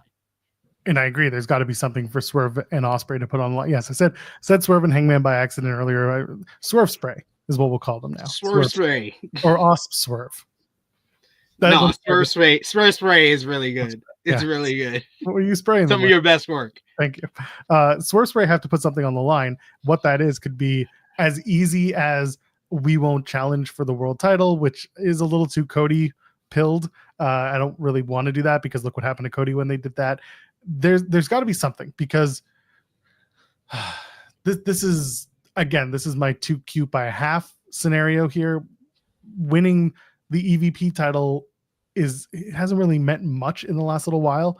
Being the EVP, like what have the EVPs done over the last little bit to really show their power? They've raised cages. They've started matches earlier than expected. Like they changed the format. They haven't really done a lot to make it known that they're important. Whereas Tony is the guy in charge. Tony is the final say. Why would, like, what does the EVP matter at this point? You're just a showrunner. I would rather that's kind of why I'm like, I'd rather the Bucks win, and that Swerve and Ospreay's thing that gets taken away from them adds to their own issue that they have to overcome. Them winning is a feel-good moment, but what does it do long term to give them the EVP status? They don't get that. It's not real. Like, at least the Bucks have been legitimate EVPs in the company when it started. That's why I'm a little like, we're getting a little too cute. But it's going to come down to what Swerve Spray put on the line on their start, because otherwise it's just kind of like, what does this mean if you win the match? Like, what is the stake other than everything we just talked about? That doesn't seem super important. I think Swerve Spray will win at All In, because I think that them just putting the EVP title on the line is AEW saying, okay, we're going to wrap this up. We need to wrap this up of them having any type of power. And this has been like them as the EVPs has kind of been their character, or been their crutch really, for a year and a half now, since they came back in January of 2024. That's been their stick. Of course, they've been EVPs for longer than that, but it's been part of their characters for the past 18 months. So it's time to finally put that to rest, put that to bed, and you can use it in promos of Ospreay and Swerve want to beat the Young Bucks, so they take away the power. So their one thing that they do as EVPs is ban the Death Riders from ringside. So then I could see a scenario where the Young Bucks do win to allow the Death Riders and everybody else to get to ringside or something like that. So it can go either way, but I do agree with Zeno Hour. This is the perfect matchup to kick off All In Texas. Like that would be electric. It's going to be a great matchup, and there's going to be multiple great matchups on this show, but this could be a real standout. And I thought when Ospreay said he was going to raise the stakes, I thought they were going to add a stipulation to the matchup, because I think a standard tag team matchup will be absolutely phenomenal. But if you add a stipulation like Texas Death Match or no DQ or something like that, it could be even crazier than that. And I think that's the one thing that is kind of missing from All In. It makes me think that they are going to add a stipulation to like the Hangman Moxley matchup, or even Mercedes and Toni, because that's the one thing that is missing from this All In card. You need that one crazy stipulation matchup that AEW is known for. Tornado tag. Tornado tag's not that bad. Yeah, I'd be fine with that. I would probably do that, because why not? It's the Young Bucks anyway. It's a tornado tag anyway. Exactly. If Rick Knox is the referee, it's going to be a tornado tag regardless. So you may as well just make it official and let Rick Knox breathe a sigh of relief. Just be like, oh, finally, they got it. Otherwise, I don't know. I agree with the idea of doing it as the Open to All In. The only other place I'd put it on the card is honestly the match before the main event, so that whoever the winner is can get on the microphone right away and be like, by the way, and it's a big, like, not shock, but like it's that moment that adds to the main event. Those are the two times that I can see you putting the match on during the show. Someone's saying we don't need babyface Jericho in 2025. Baby, yes you do. Yes you do. You need babyface Jericho in 25. It's time. No, we don't. When was the last time you saw a babyface Chris Jericho, huh?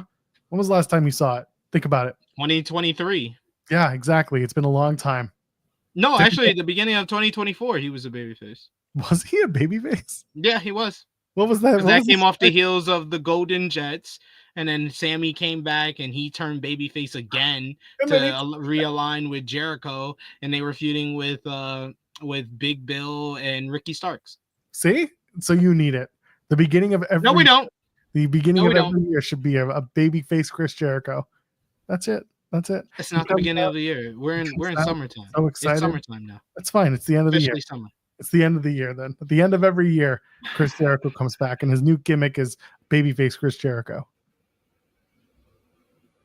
Why do you hate AEW so much? It's not that I hate it. I want to pay homage and pay respects to the wrestlers who paved the way in this business.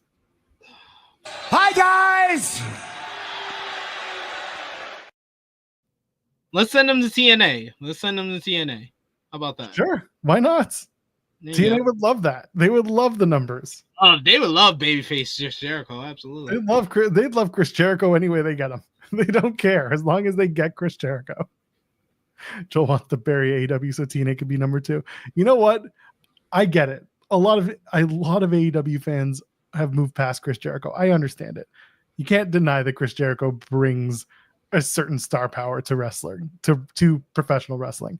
I don't think that it's going to make AEW stronger per se, but I think if he's at least at All Out, it will make a difference to a lot of fans who are on the fence about whether or not they want to go to that show. You bring out a Canadian wrestler 9 times out of 10, a Canadian crowd. All Out's gonna sell itself when Cope and Christian reunite. We don't know if that'll happen. We don't know if that'll happen. No, you think it's the draw, but then people will be like, "Oh God, these old guys again, these old geezers." They give us a 5-second pose, and we'll be all happy. We'll be I hope they're heels. I hope Cope and Christian come back as heels. Like, no, we want to fight this thing. And they're in the big cowboy hats. Yeah, that's right. Oh God. They're like, I know we're supposed to be out there, but I'm not coming out. I'm not coming out there. Not until I get my Danish. Sorry, that's more Simpsons references. Casino Gauntlet. We have a number 1 entrant for the men's and women's side of things. Chris Statlander for the women gets the number 1 entrance, and Mark Briscoe for the men's. Thought the Mark Briscoe stuff was solid. A lot being made about the kosher pickle line. Personally, I was like, that's dumb, but whatever. It's not anti-Semitic. I don't care, and everyone involved gets it. It's fine. It's stupid. It's fine. So regardless, it was great. I was so here for Mark Briscoe going at it on the mic with MJF. I was like, this is actually a really good dynamic, and especially with the Hurt Syndicate. I thought it was really simple yet very effective storytelling of the Hurt Syndicate talking down to Mark, saying he never wins, and then Mark turning around and winning that 4-way matchup to become the number 1 entrant in the Casino Gauntlet, while MJF, a former world champion, has to qualify for the Casino Gauntlet. All of that, I think, worked really well with this segment, and I was not surprised at all from Sean's reporting on this whole MJF and Mark Briscoe and the start of the program last night and how it came to be. I was not surprised that this is a brainchild of Maxwell Jacob Friedman. Yeah, and you know what? Those 2 guys are very good and different on the microphone, so it does make sense to do the promos. For me, it was the content, but that was the one thing where I was like, yeah, fine. I get it, but also if it cracked you up, I'm sure there were a lot of people who were also cracked up, including Bobby Lashley. So popped Bobby Lashley. So who am I? I've just heard that joke. I've just heard that joke being a Jewish boy who went to summer camp, right? Like who went to a Jewish summer camp. Like you don't think that shit wasn't bandied about like it's everybody's punchline? I was just like, I heard that one when I was 12, but not everyone has my experience. So who am I? Who am I? Yeah, I'm not Bobby loved that. He loved that line. And just Mark Briscoe, man, he is so likable with his delivery. He's like, so the word of the day is empathy. And you had wrestling fans chanting empathy. What? Which, like, I expect from AEW fans. Across the aisle, probably not. Also true.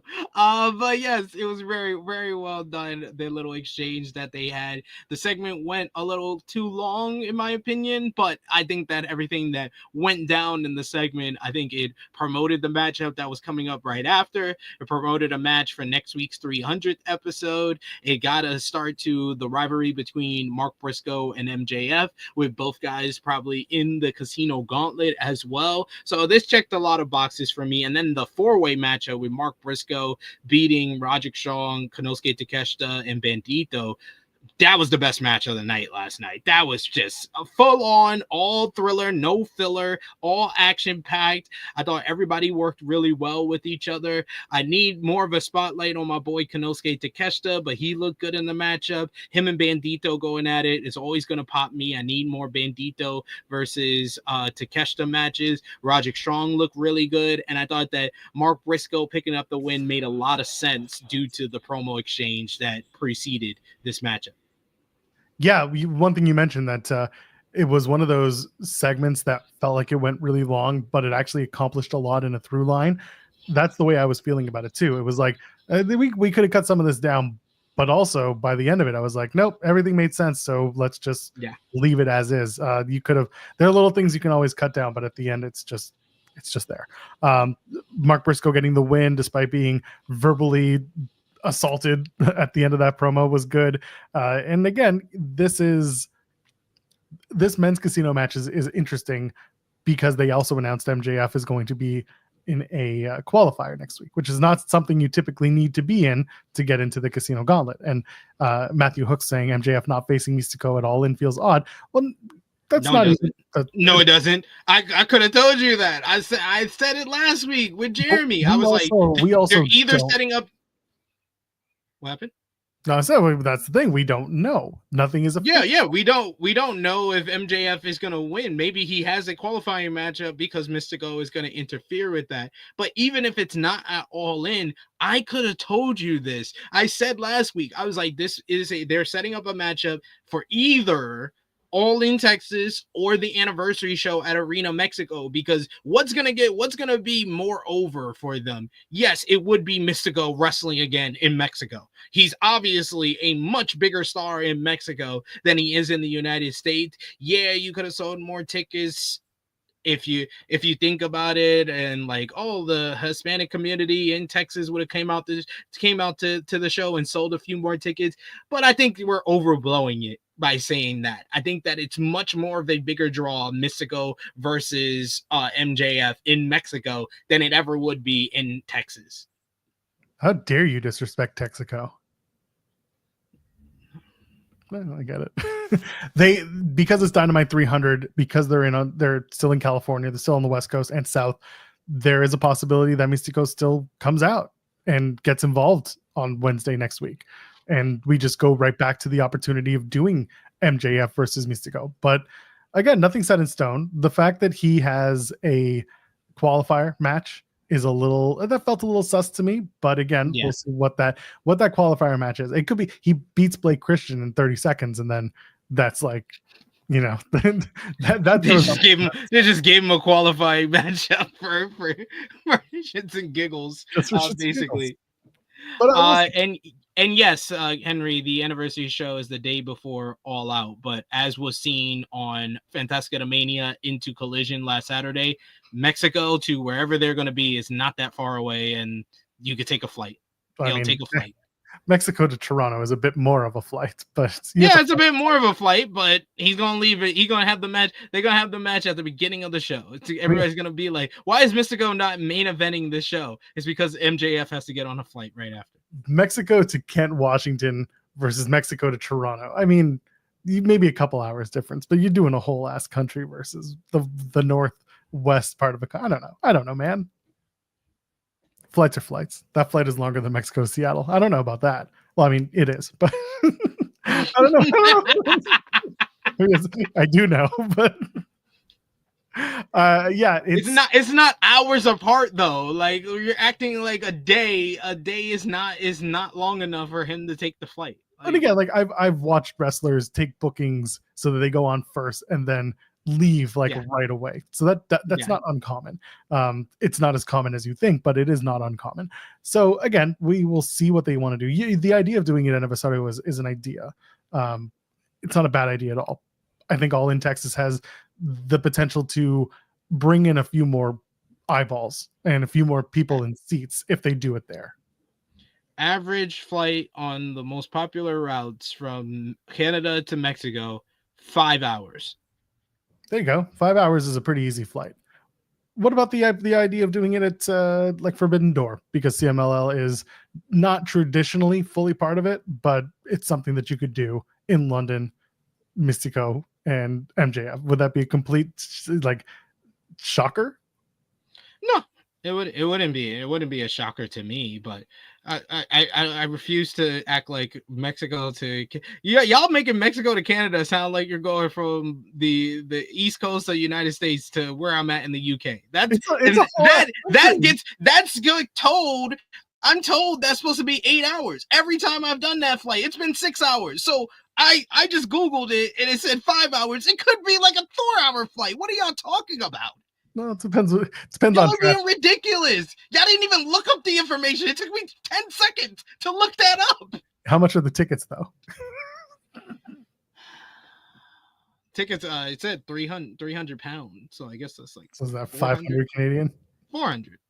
Oh, I don't know. I was gonna say US currency to, or UK currency to Canada currency. I don't know. What was that was pound, right? Pound to CAD. Yeah, it's $1.87 Canadian dollar to £1. No. All right. So what is that? You said it was 400 pound? Yeah. So it's 300 pounds. 300 pounds. This is a much better. You ready for this? $561. Wow. Dude, the dollar's okay, but it ain't great. It's $1.30 US, I think. It's not great.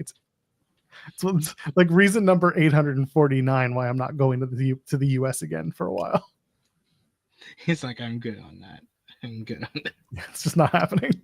Anyway, yeah, with MJF and his qualifier next week, I think that'll give us a little more clarity as to what to expect with his All In fate. If he wins the match and he's going to All In and he's part of the Casino Battle Royal, then it accomplishes the thing that he said he wanted, which was to go after the World Championship again. Now, which World Championship it is also under question because the branding, the promotion, the way that they're promoting the Casino Gauntlet matches are world titles, men's and women's, based on the match. Since the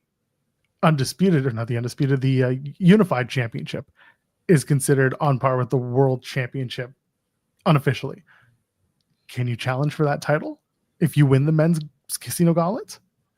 I think they did specify in the announcement that it's for a shot at the world title. The unified title is not a world title. I'm a little annoyed that they didn't do like the women's. I wanted the women's one to be for the TBS title so that you could build Mercedes, basically the fall of Mercedes. But we'll see. They're not doing it that way. It's for the women's world title. Chris Statlander is the first entrant for the match.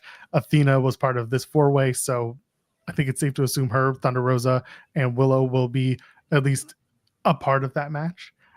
With the Athena match at the night before, if they're still doing a Ring of Honor pay-per-view. Athena got a lot of people scared with the digital exclusive that she did, where she was talking to Billy Starks and Red Velvet, mad at them for not helping her win the matchup because she said she's not in the match because she doesn't have a confirmed spot, because the only 2 confirmed spots is the 1 and 2 entrant into the Casino Gauntlet.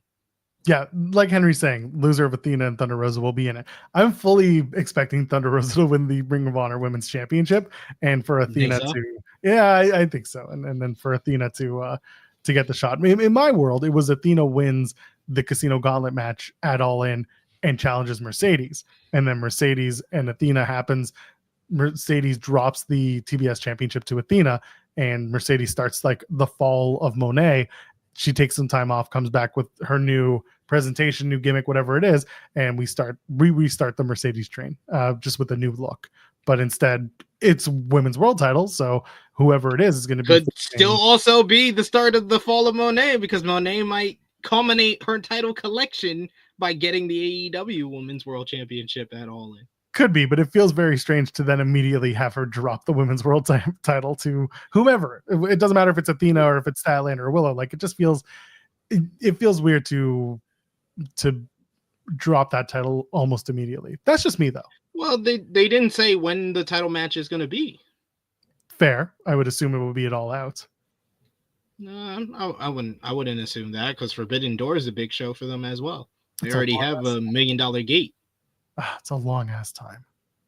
I don't know if I'd wait that long. What? Forbidden Door is in August. What are you talking about? It's before All Out. Oh, is it really? I keep forgetting. Yeah, that's what I'm saying. it's because it's like 23 million miles away. So it's close for me. It's a train ride away. I hope I get credentialed. Forbidden, we'll get you credentialed. Well, I mean, I won't, but not Kimmy will. Yeah, I'm gonna ask Kimmy. I'm gonna be like, please, Kimmy, get me in. And Joel hates AEW so much he has no clue about the dates. all I know is September 20th, and even then I struggle. He's like that's the next show. He is swearing up. I'm so used because yes, All In usually exactly. All Out usually fall. It's usually 2 weeks after All In, and now it's 2 months. Week. It was 1 week until last year when they finally decided 2 weeks. Yeah. Now it's 2 months after.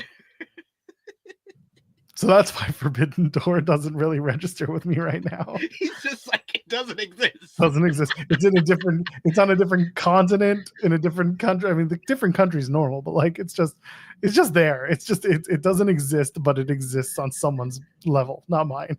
Oh man, that's hilarious. Has Takeshita won the IWGP World Heavyweight Championship yet? No, then Forbidden Door season has not started.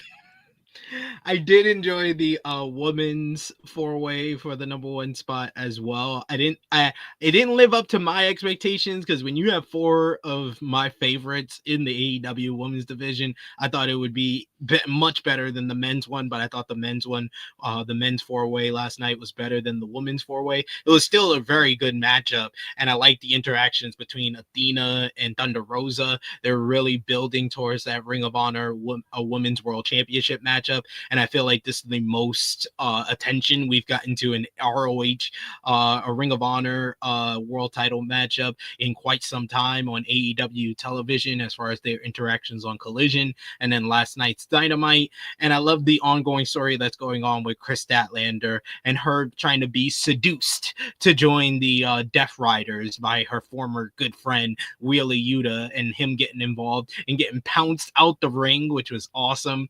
Marina Shafir providing the distraction, and then Chris taking advantage of that to pick up the win to get the number 1 spot in the women's casino gauntlet. So very well done there. And I actually was wrong the other day. Toni Storm was not number 1 in that women's casino gauntlet, the first one. She lost the matchup to be the number 1 spot. I think Chris won that one as well. So this is the second time that she'll be number 1 in a women's casino gauntlet. Regardless, you were also wrong with the premise that I was trying to put down. So we got you that. Were not. You said I repeated what you said. Jeremy got it. That's all that mattered. The guy on screen. Man, Jeremy was just trying to check it off the bucket list. He said he has to agree with you at least once a week, and he chose that time. No, they can't use that excuse. Can't use that excuse. You just didn't get it. You just didn't understand the premise. They'll do it eventually. They're not going to do it on All In. What I had mentioned yesterday, for those who may have missed it, was the idea that the number 1 entrant in the casino gauntlet wins the match, beats number 2, and then that's it. It's just everyone's like shocked, stunned that the match ended so quickly. They're eventually going to do it. It's just like ending a match during picture-in-picture. It's the same idea. They're eventually going to do it, but they're not going to do it at like All In Texas. They would do it on like they may wait 20 years. They may wait 20 years because look at Money in the Bank. I'm still waiting for the Money in the Bank entrant who has until that night, the next Money in the Bank, to cash in. They still haven't done that story, which I think is a simple story to tell, but they still haven't done. They should have done it with Austin Theory. Austin Theory was the person who made the most sense to wait all the way to the next Money in the Bank to not cash in and run out of time. That is the perfect story to tell, and it's been 20 years. They've never told it. I think they will wait a while before the 1 and 2 ends the casino gauntlet. He should have cashed in on the egg. Probably should. No, the egg came before he won Money in the Bank. Which came first, Austin Theory with the briefcase? Austin Theory with the briefcase or the egg? The egg. Which came first, the briefcase or the egg? Oh, man. And the thing is, I kind of knew it, and once I said it, I was like, this is going to turn into an egg versus briefcase joke. Perfect. This is what we do. That was very well done. That was very well done. I like Go ahead. I was going to say the Statlander winning. I love it because of the story that they've been telling with her and Moxley last week, and of course the Death Riders throughout. Like, there is Statlander, who has been largely kind of off to the side for the last few weeks. They're finally starting to bring her in. What does that mean? Well, they're starting to tease it. Does she find friends in the Death Rider? Does she find support with the Death Riders? Willow's not exactly being a friend to Stat, right? They're not working together. They're not hanging out together. So why not let Statlander be like, well, look what this got me. Working with them has gotten me towards the top. It's gotten me further ahead than it was with you. So I like that they're starting to push Statlander's, her position a little bit higher, with a little bit of like, you could be a bad guy again, not just when you want to be. You could be a bad guy who wins. And I thought that was a really nice touch for Stat winning that match. Yeah, I think they're telling that story very well, and it's the most kind of storyline investment that we've gotten to Chris Statlander, and it's extended the legs of the Willow Nightingale involvement with the Death Riders at the same time. So I think it was very, very well done with how they developed the two different stories that was going into that matchup between Athena and Thunder Rosa and the Chris Statlander Willow Nightingale Death Riders drama. So thought that was all very well done. I thought it was good use of the two four-way matchups to build the Casino Gauntlet as well as individual storylines all at the same time. Yeah. Oh, by the way, shout out to Marina Shafir. She did all of that wearing like 6-inch heels. I don't know if people noticed this, but she was wearing like 6-inch stiletto heels. And if you see, this is, by the way, this got me blocked by Zelina Vega once, which doesn't make sense, but it happened. Praise for these women, especially, who will go out and work in like the most uncomfortable shoes and do a fantastic job with it. Marina did that last night, and I was like, holy shit, good for you. Your ankles must hurt like a mother, but at least you did it. I thought that was really worth putting out there. Good stuff. Yeah. Very, very impressive. I couldn't do it. Did you know that if you're wearing stilettos, you can get little attachments that go underneath that flare out the heel?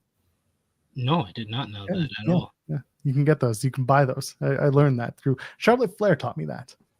Oh, look at that. Charlotte helping people. Too bad she's washed. SP Tempest over here. Tempest 3. Just saying. I'm just saying. Jesus. I'm just saying. But yeah, that was good. I thought Kota Ibushi looked really good last night in his first matchup back. He's not up to like Kota Ibushi of 2019, 2018, 2017, but you're asking for too much if you want him to get that. He looked better than any of the other times he's been in AEW, and that's a good first step. And I thought that Trent was the right person for him to be in the ring with. And we're getting Ibushi versus Okada next week on episode 300, which is quite the flex of your roster to give us something that was a Wrestle Kingdom main event on 1 week build for your 300 episode, and it doesn't feel like you're taking away from the next pay-per-view at all because you're giving us Okada and Omega at the next pay-per-view. Yeah, and again, Ibushi and Trent made sense for several reasons, especially just from a work rate standpoint. These two guys are coming off of long-term injuries, just kind of getting back into the thick of things. Both have experience working those two different styles that you're seeing, both American, Japanese. It was it fit. Could you argue that the 60-40 method that AEW tends to use with matches like this is effective? Not really. You could argue that it is. It's not effective. Sorry, let me try that again. Could you argue that the 60-40 method that AEW uses to get over talent who are just returning when one is more important than the other is effective? Yes, you can argue that, especially because Kota Ibushi coming back is a bigger deal than Trent Beretta coming back, for example, and having his first singles match in years. However, for what it was and what was expected of it, it made sense. And you can have Kota Ibushi look strong while still giving something to Trent Beretta, who is still an active competitor and still has the experience that goes on as well. That was the point I was trying to make while I tripped over it the first time. Well, I thought it made sense to me because Ibushi I would expect to be a little bit more rusty than Trent, who has been competing over the last couple of weeks, only in like multi-man matches and tag team matches, but still he's been competing. So I would expect him to get a little bit of the offense in the matchup. So I thought it was well done. I thought it was a good matchup to kick off Ibushi's real run in AEW before he goes one-on-one with Okada next week. And I'm looking forward to episode 300 because you got that matchup. Earlier, the show kicked off with Mercedes Moné attacking Timeless Toni Storm and putting her in the statement maker before Mina Shirakawa made the save. And that set up Mercedes going up against Mina for the TBS championship next week as well. So I think they gave us a couple of good matches for next week's episode 300, and we might get some more on Collision tonight. Well, I certainly hope so. Otherwise, if it's a 2-match show, it's gonna be a drawn out 300. Well, to be fair, they announced most of the card for this week's show on social media. They They really didn't even did. take the time from Collision to set up matches for Dynamite outside of Kota Ibushi's returning. That was the only thing we knew coming out of Collision last Saturday. When Jeremy and I sat down to do the preview yesterday, we always try to like guess what matches will be in the main event spot and where things are going to be. And when we thought that the women's Casino Gauntlet match would be the Casino Gauntlet qualifier would be the last match on the card. It would be the main event, and maybe they'd open up with the men's or whatever it was. The placement was there, and then they announced later on Hangman versus Mortos, and I was like, they're gonna do a gimmick with them, so that's the main event. Yeah. Which like, yeah, that's the. I was like, I definitely when they announced that, I was like, yep, that's definitely the main event. yeah, and they announced that at like 4 p.m. on Wednesday, so it was kind of all right, sure, all right. There's your main event. But it was all in all, again, this was a Dynamite that had a lot going on to the point where it felt like, again, where you're talking like there was a lot, but it was to the bearing on too much, but it also wasn't like a super important show. That's again, this is what I come back to. It's like there's a lot to talk about, and we clearly just did for the last hour plus. But at the same time, we're still waiting for other matches to be announced for All in Texas. We're at 5 right now. We're assuming that the tag match between the Bucks and Swerve Spray is going to come out of this. Obviously, the challenge was made. Whatever the pushback for the Bucks for their the stakes is going to be, that's going to be what kind of sets the match. We don't have a TBS championship match announced yet. We won't have TBS because Mercedes. There's little things here and there. The tag match, it's like it's been put out there, but it's not official yet. Jet Speed just has to walk to get their title match, but they haven't walked yet, so we're waiting on that. You still got 2 more episodes of Dynamite, so like you do have time to do it. And Tony also is a late announcer when it comes to some of this stuff. He's got 5 really solid matches, really excellent matches, tried and trues and big time. Now he's just got to kind of round it out and bring it back to what this show is going to be for them. Yeah, I thought this was a very good maintenance show because out of all the weeks heading into All In, you have to think about it. Like go back to how we started the build after Double or Nothing. You have a post pay-per-view show, which in general makes it an important show because you're setting things up. You're doing the fallout from the pay-per-view and you're setting things up for the next pay-per-view. Then the following week, we have our first 4-hour show, which is a Fighter Fest. Then the next week, we have another 4-hour show, which is Summer Blockbuster, which was actually better than Fighter Fest to me. Then you have the Arena Mexico show, which is this specialty kind of novelty show in comparison to everything else. And then this week is really nothing. There's nothing special or no hook out, like the previous 3-4 weeks. Then next week you got episode 300, and then the week after that is the go home. So this was the one week that didn't have a kind of special hook or special name attached to it to make it feel somewhat important. It was a maintenance show on the build to your the biggest pay-per-view of the year, and for that, if you look at it in that context, I think you can't say it's anything other than just a good pro wrestling show. Had some good wrestling on it. Every segment was setting up something for All In or setting the stage, putting the pieces together for an All In matchup. So I thought in general, it accomplished what it needed to accomplish. The best thing I could say about this show, it was effective for what it was. Yeah, and again, a maintenance show is a pretty good way to put it as well. It wasn't bad. It wasn't like amazing. Oh my god, everything's incredible, but it was doing the things that it needed to do. Denise is dropping a Mr. Iguana interview. It's gonna counter program us. How dare she? Counter programming our overrun. The audacity. The worst. The audacity. Why do I bother sometimes? I do want to point out people born on May 18th. They have so much audacity, man. That's true. Not like those May 19th people. Yeah. Anyway. No, I only say that because she also was born on the same day as me. Me and Denise. Well, May 19th is the more important date, right? No, May 18th. Me and Denise Salcedo, the hardest working people, are in the top 10, top 20. Probably if they did like a PWI 500, Denise would probably be in the top 5. I'd be in the 400 through 500. So 2 of the PWI 500 content creators. Oh shit! At least you qualified. You would probably be in like the 350 to 400 range, like just above the tier that I'm in. Yes, you would. No, you do the Impact post show. You do something very niche. You do something very niche. It makes you stand out. Oh, do I ever? By the way, I think it's worth noting because we mentioned at the top of the show the Busted Open's doing the 24-hour channel. It does come with unfortunate news. That unfortunate news being that SiriusXM is shuttering their Fight Nation channel because they are rebranding Fight Nation, which was MMA and boxing programming. They're shuttering that to create Pro Wrestling Nation 24/7. This is not a divisive thing. I want people to understand that from one thing one thing needs to replace another. It's not like they have an unlimited amount of programming budget and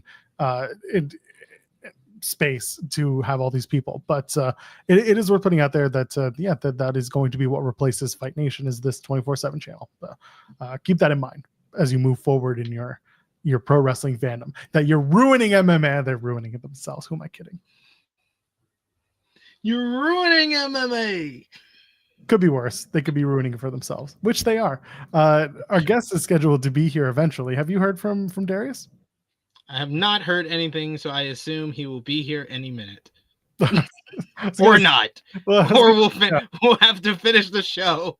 He never showed up, and thankfully you did not put that in the description. So did I not put it in the description that he'd be joining us this morning? Well, I guess that's probably for the best. I don't think you did. Someone who's watching on YouTube can tell me if I did or did not. Do you want to do C-Suite, or at least start C-Suite while we're waiting, or do you want to kill time? Sure. Get past the time that he told us he would be here. Sure. Let's talk about it. Y'all know what time it is. Let me check my Palm Pilot. Looks like I got something to do.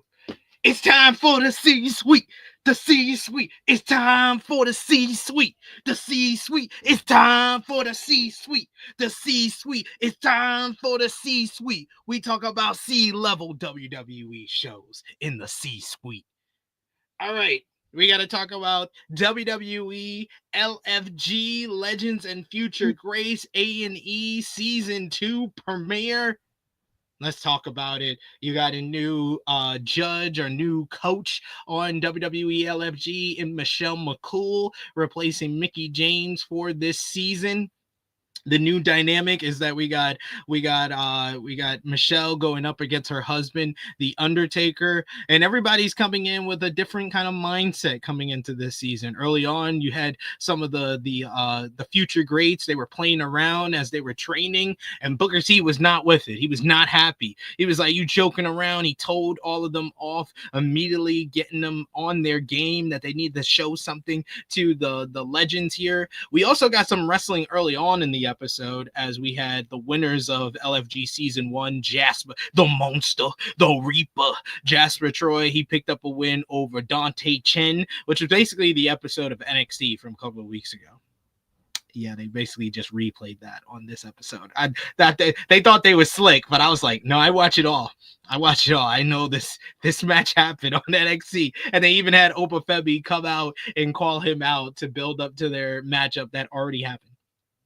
Then you had Tyra May Steele. She picked up a win over Nikita Lyons. It was just clips of the matchup. I assume that's because the match wasn't that good, because Nikita Lyons was in it. So the American Cream, Busty Rhodes, George BBW Butch. Stop it. Do you want to keep going? Because our guest is here too, so this will make it even funnier. Thick Shaney. But We got to introduce our guest. If the guest gave you the thumbs up that he's ready to come on, I'll give the intro. He is the leader of the culture. He is the All-Father.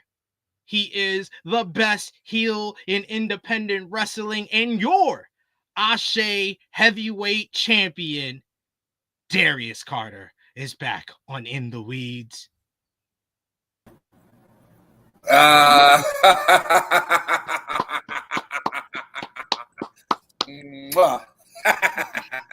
Great to be here. Great to be here. Lovely introduction. Thank you, as always. Always good to be here. It's good to see you again.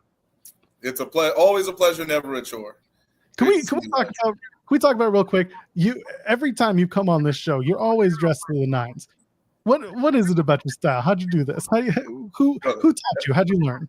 Every time I walk out into the street, into life, it's about style and grace with a handsome face. I mean, let's talk about it. Man, raised well, went through, school and the complete education system. I was just came up right. That's all I could say is I came up right. And, to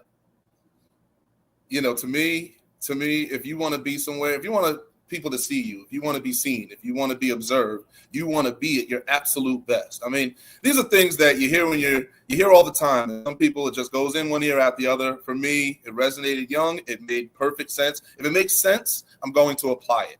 And what doesn't make sense about being the best version of yourself every time someone can lay eyes on you, being the finest, bringing the finest quality that you possibly can every single day. Why wouldn't you do that?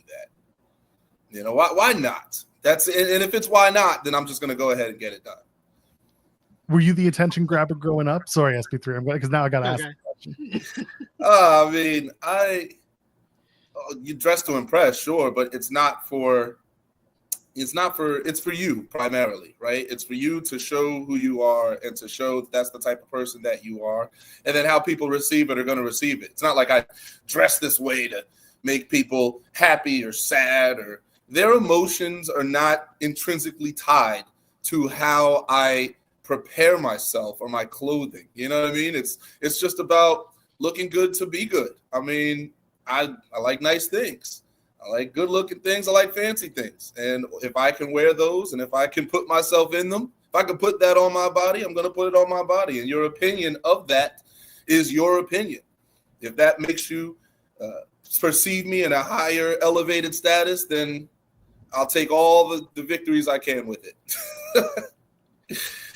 That's the way. Well, you caught us as I was starting with the C-suite, and you're someone who does watch what we describe as WWE C-level shows, because you talked about us before talking about WWE Level Up and stuff like that. Have you been up to date on WWE LFG and WWE Evolve? I know you're a student of the game, so you pretty much watch everything, but I wanted to know, since you caught us as we were talking in the C-suite, wanted to know if you have been watching those shows that we talk about here. Yeah, it's watching everything. It's like that episode of Dexter's Lab when it was when he fell asleep and he had he was listening to like the omelette du fromage. He was trying to learn French and then it got stuck on omelette du fromage. And the next day, all he could say was omelette du fromage.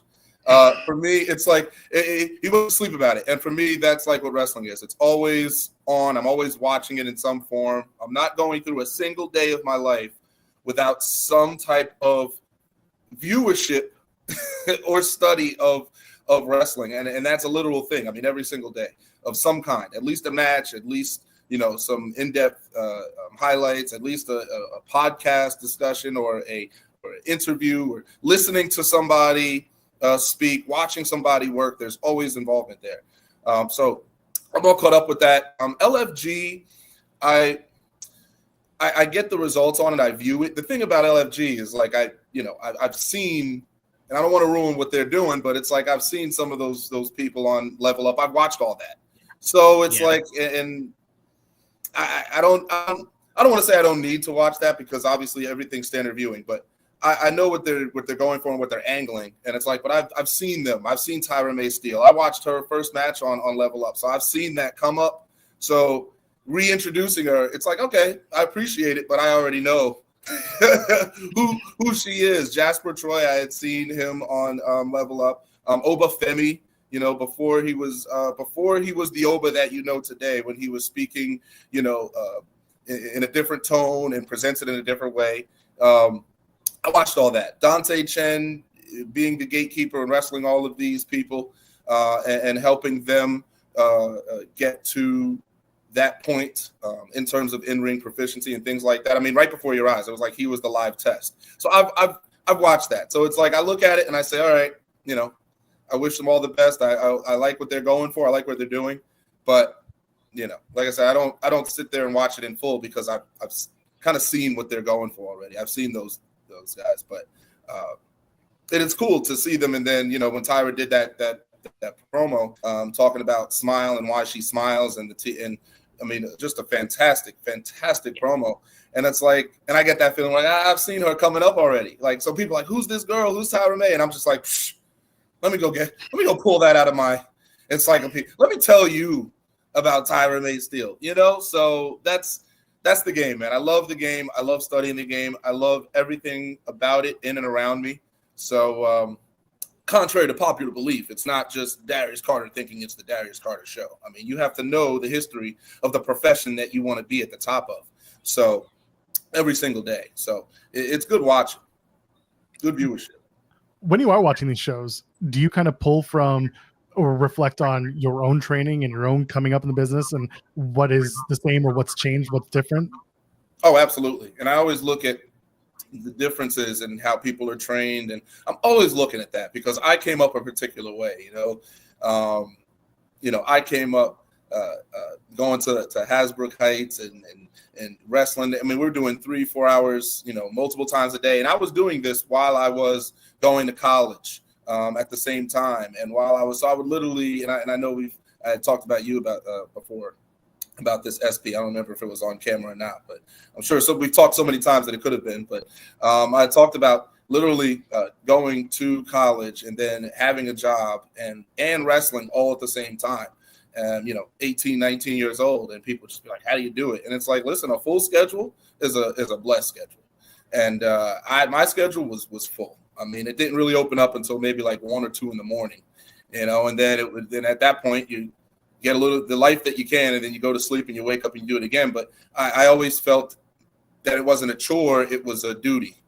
I always felt that way. It was a responsibility. And I always felt like I've always been a person of many responsibilities, of great responsibility. So it's just like I carry that pridefully. A lot of people, they get tired, they get angry, they get frustrated. For me, it's a privilege to be somebody that can wear so much and can carry so much and not bat an eyelash, not shed a tear, not need to phone a friend. Like, I get it done. I believe in myself. I know what I can do. I've produced results to where I can have that confidence. It's not confidence without results. It's not, hey, I think I can do something and that I don't have any successes to my name. I mean, I've worked diligently to be the person that I am, to stand before you as the man that I am. And I've had to really cut my teeth and to really sacrifice. And, that's part of life. And maybe, sacrifice looks different to different people. For me, it could have been time. I sacrificed a lot of time, but the things that I've gotten in return for that, the experience, the education, the clarity on many things, I mean, and the adaptability, that's of the many blessings. I mean, adaptability, to be able to you put me in something and I can find my way out. You put me in a situation, I can navigate it. I can maneuver it.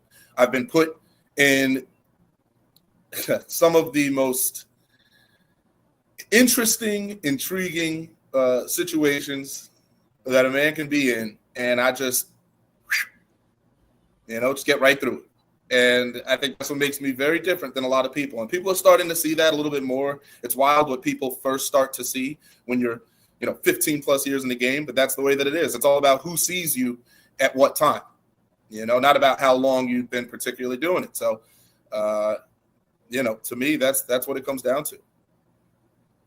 So you got this big matchup June 28th, this Saturday against Darius Lockhart. You guys have been going back and forth, been the main feud for Ashe for months now. I know I saw the multi-man matchup during WrestleMania weekend, and you've been calling him Darius number 2 in a lot of your promos. By the way, some exceptional promos in the build to this matchup you've been cutting. Where does this feud to you personally rank in your career? Because I know recently you had an interview where you talked about the best of 5 series with Anthony Bowens, and I remember seeing you and Bowens back in like 2017, 2018 for Battle Club Pro and across the New York Indies, and how much you guys went back and forth with one another. And I've seen you face Pete Dunne and the Pentas and the Tessa Blanchards. You've been facing a who's who for the last 7-8 years that I've seen you. Where does this feud with Darius Lockhart compare in comparison to everything else that you've done? I mean, you flatter me. Please stop, but keep going. Keep going. Okay, so everything to me, again, is escalating. You know, I never want to go backwards. I never want to take a backward step, you know, that is in the sense of competition, in the sense of achievement. So, you know, to wrestle someone like Pete Dunne in, 2017, you have to continue to propel off of that, which is what building a resume and being on certain spotlights like IWTV, title match, getting out there constantly, Fight TV, making sure you're in the epicenter of, these wrestling hotbeds. So like that best of 5 series culminated on WrestleMania Day. That was 2019. That was WrestleMania 35 when they were running out of MetLife. So they did. We culminated that best of 5 series in Ridgefield Park at the Mecca in New Jersey. So that was so well put together in terms of Capital Wrestling at the time, now Catalyst Wrestling at the time, and that best of 5 series. Listen, best of 5 series is clearly a risk of sorts to independent wrestlers or independent wrestling promoters, because you're giving people that the same match or the same opponent. But that's the thing, is they're 5 different matches, and that was what we got to display to people, is that we can wrestle each other 5 times and give you 5 independent stories. But if you put it all together, it's like a running movie. And that was what my mindset was. I wanted those matches, and that's what I had said on the podcast as well with Ringville, was that I wanted to have them stand independently but come together beautifully, like just like a storyboard, like flipping a page of a comic book. And we had that match elevated both of us, obviously, for him in his case, right? But it did so much for both people, because it helped people see that different side of me where, wow, this Darius can wrestle someone, like Bowens, and give you 5 different, just different shades of who I was, different aspects of it, different ways of wrestling, different match styles represented. That was a tremendous springboard. And there's not a lot of best of 5 series that get talked about or heavily discussed on the independents anymore. So it's nice to have that one come up. And that wasn't the first time that's come up to me in a while. So it was nice that Kevin kind of picked up on that. And again, even you and I discussing this, it's great that people still have their heads, in their history. And they're like, all right, like, I remember that. And there was a few comments that people had made to me too, like, oh, like, that's right, I did remember that best of 5. I was there for that, or I was there for match 2. I was there for match 5. So that's another part of it, is who got to see every single match live. I mean, these are things you want to think about as the performer, like, and you have to reward that. So everything that I'm doing it as if you've watched all of the matches that I was in before. I'm doing it as if you've been studying it, as if you're involved. And if you're not, then you get the added bonus of my great attention to detail. But otherwise, I always wanted to reward the audience in what you're doing, because it is a show. It is being displayed to people to watch. So why would you give them the same exact thing every time? If you can adjust it, then adjust it. And that's why I'm so focused on being in real time and being in the present, giving you an answer in the present that could be different, otherwise, if it was pre-recorded, if it was whatever, you know what I mean? Like it's got to be authentic, and everything that I do comes from an authentic place, which is why I've been fresh for so long. I'm the veteran. I'm the established antagonist, as you will, the champion of Ashe Wrestling, the men's heavyweight champion, the inaugural and greatest Ashe champion in history. But how did I get there? That journey is laid out before you. If you really want to see it, it is out there. It's not hidden. It's not stuck in the cassettes. It's not stuck in some media room. It is there and accessible for you to see if you care to dig that deep. And that's the history that I wanted to create. By the way, shout out to Kevin from Ringville. I owe him a DM, but I saw that you got to sit down with him. He's fantastic. This whole story with Darius Lockhart has also almost gone to what feels like a 5-match series in its own way. This is going to be the 4th time that you two lock up, at least according to Cage Match, in a singles competition. But 4th time ever in our careers, right? And now we're going to get to 5 because of Ashe Vegas, where you did the teams, and right now you guys are technically tied in all of your matches together. This is the match that could potentially break it and be the 5th match. What are your feelings about this? Is this the blow off to you?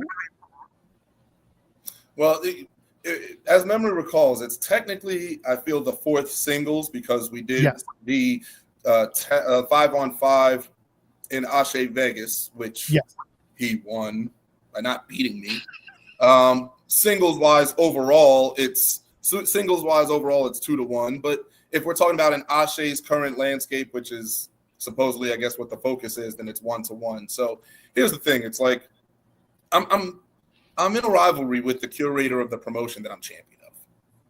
So it's difficult to say that it's going to fully end here, because how much of that can truly be dictated? He's still the curator. He's still going to be around. He's still going to be doing the media appearances and things of that nature. What I'm looking to end with Darius is his contention for this championship. I don't want him to be a challenger. I certainly don't want him to be the champion, because he's doing everything that he needs to be doing as the curator. He's doing a fantastic job getting Ashe out there, spreading word of mouth, making sure people are talking about it, discussing it. We're hitting different venues. We've been running a little over a year, and we've tackled 3-4 different venues easily. And now we're at Slingshot, and this is going to be the first time that we're at Slingshot. So these moves are being made. There are drinks that are going to be there named after us. The All-Father, which is a red sangria, baby. Take a sip. Feel the drip. That's the type of person that I am. I'm giving in those ways, right? Giving my name to that. So Darius is doing his part. My issue with Darius is that doesn't seem to be enough for him. My issue with Darius, number 2, is that he wants to be Darius Prime, but that's not how life works.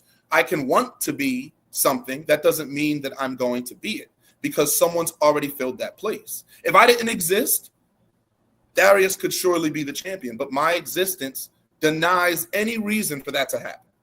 I will fill the role in terms of the in-ring, the promos, the being the man, the 2-man in terms of professional wrestler, in terms of everything that is needed in this profession. I am that guy. I exemplify this championship better than anybody else, and that does include him. He doesn't need this championship to do what he's doing. I need this championship so that people can truly feel it when I say that I'm the leader of the culture.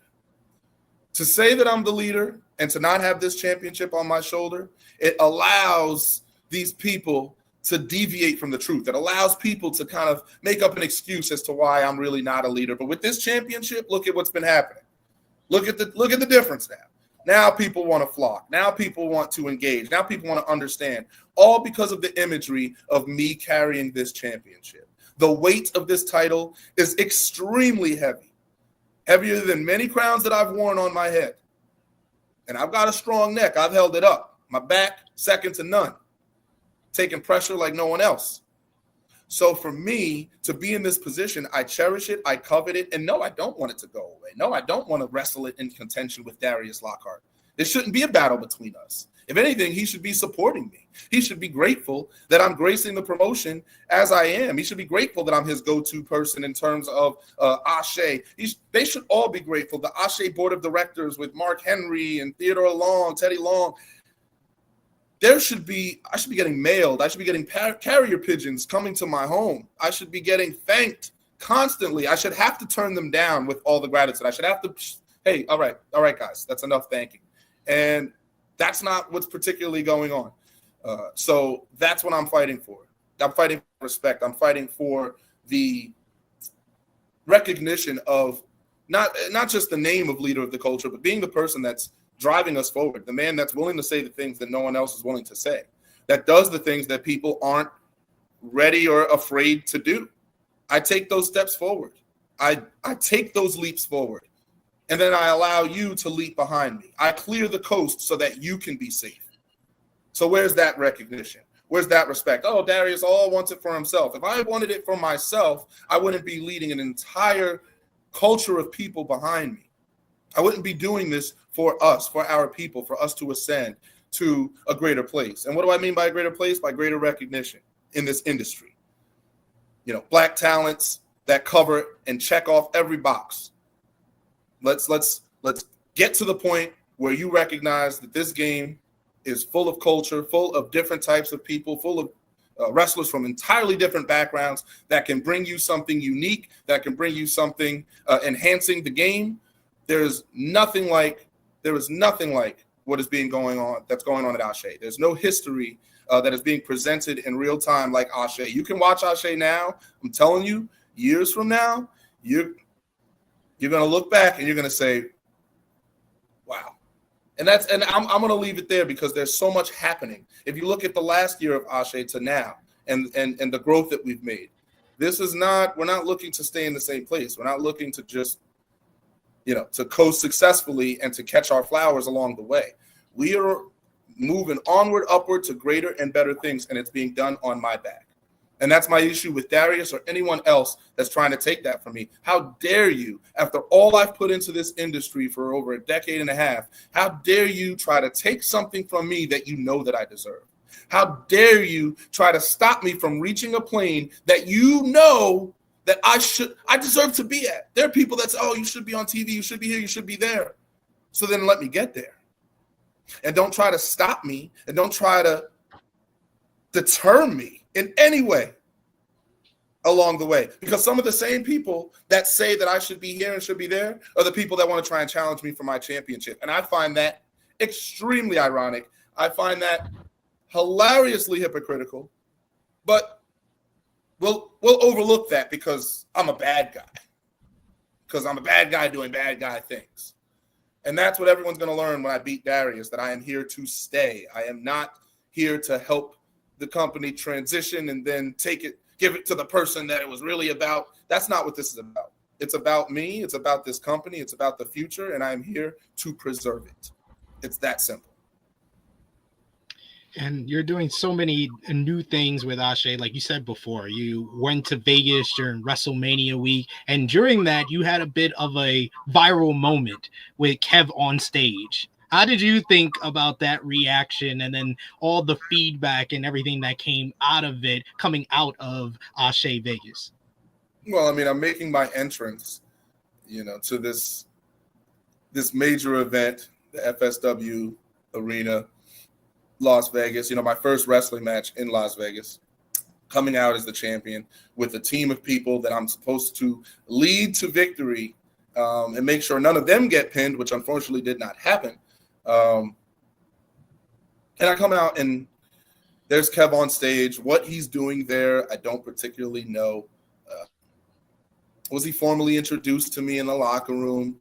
No. What is this situation? Why is this man overstepping so fast? And this is, again, the issue. This is the thing. As you're building, as you're creating, there's always going to be people that want to latch on. There's going to be people that want to grab a coattail, people that want to take it for a ride. And they might only take it for a ride for a few floors and then they hop off, but it helped them. And they want to use that to catapult themselves. So here we are with me helping build Ashe, helping bring eyes and people understand the perception of what's going on here. And then here comes Kev on stage, making his jokes, sitting at the commentary booth with, Big Swole, with Chris Lee.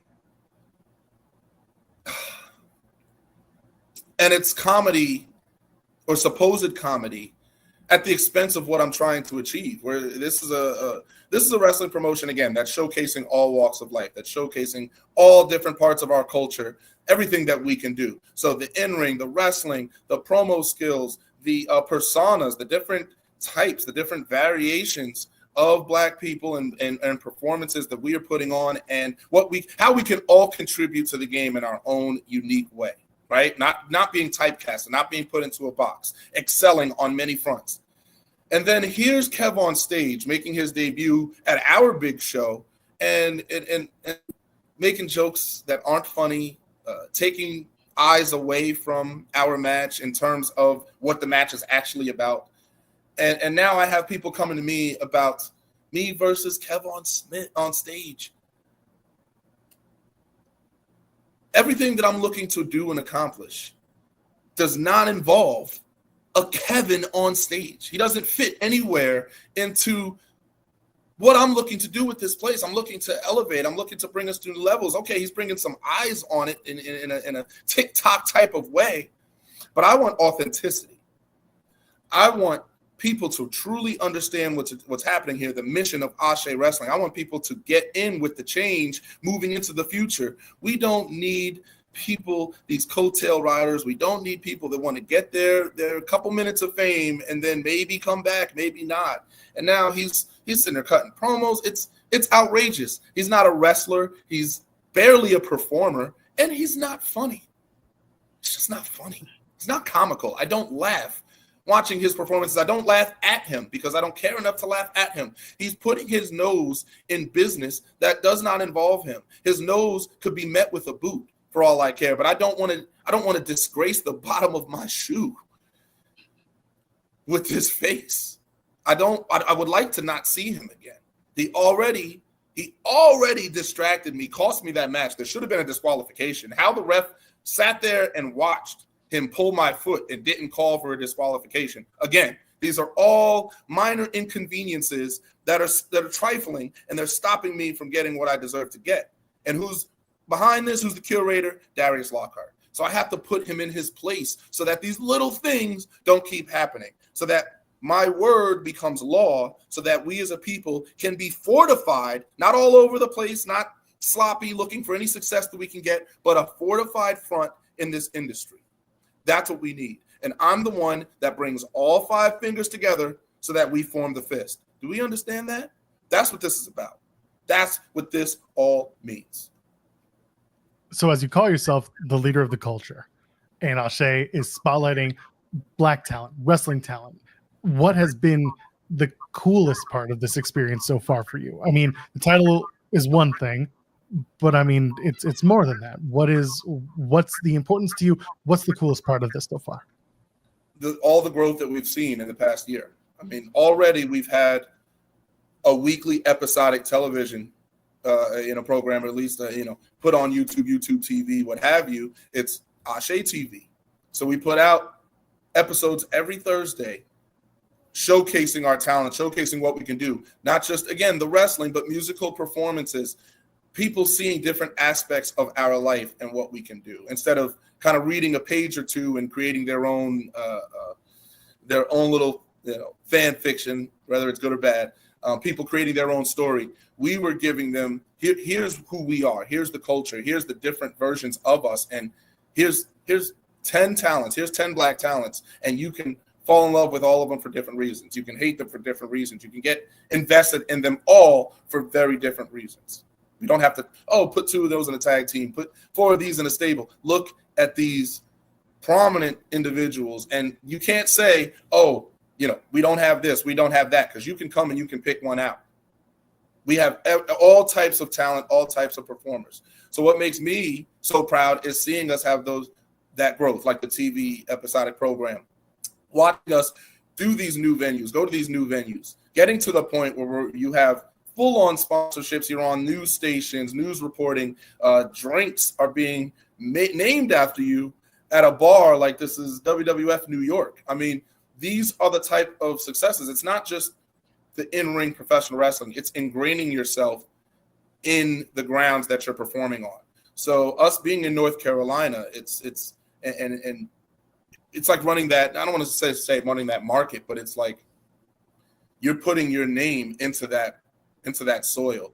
And when you're thinking of promotions in North Carolina, one of the top 5, the top 3, the top 2, it's got to be Ashe, because we are attracting that noise. We are attracting that attention.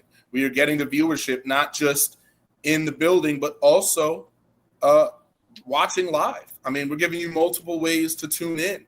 And there's just so many hands that are involved in pulling the strings with this and making this come to fruition.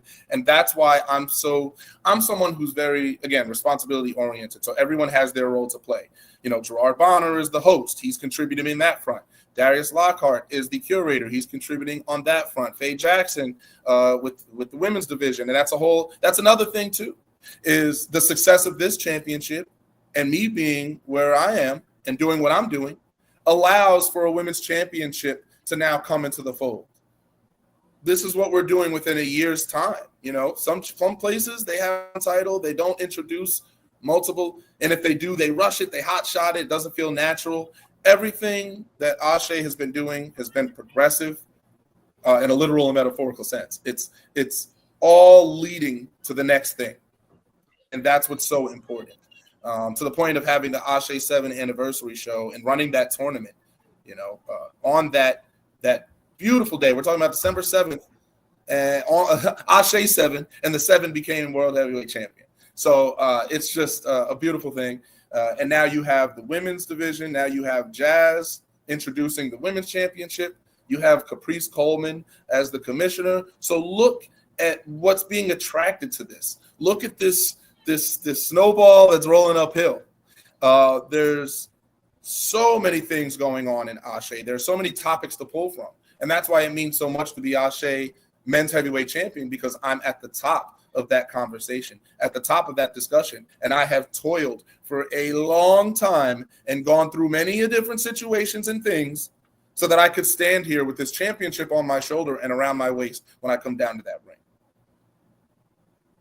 So you recently got another accolade to your long list of accolades that you've had throughout your career with Black Wrestling, naming you number 4 in the BRP 50 of the 50 best Black wrestlers in the world. How much did it mean to you that in being number 4 in the top 5, you're the only one from independent wrestling? Everybody around you, like your Mercedes Moné's, your Oba Femis, they're from WWE, AEW. You're the only one from the independent scene. What did that mean to you? It's to be top 5, right? Well, let's firstly discuss, again, the BRP 50, the fact that we have these lists out, right? And that's what Ashe is also looking to contribute to, so that you can say, hey, you know, when you hear those little comments of, oh, well, you know, WWE has all the best Black talent, or AEW has the best Black talent. It's like some of the best Black talent has no contract, has not been signed, and maybe hasn't been seen or put on display the way that they should be. And that's what Ashe is contributing to, the best of the best of the best.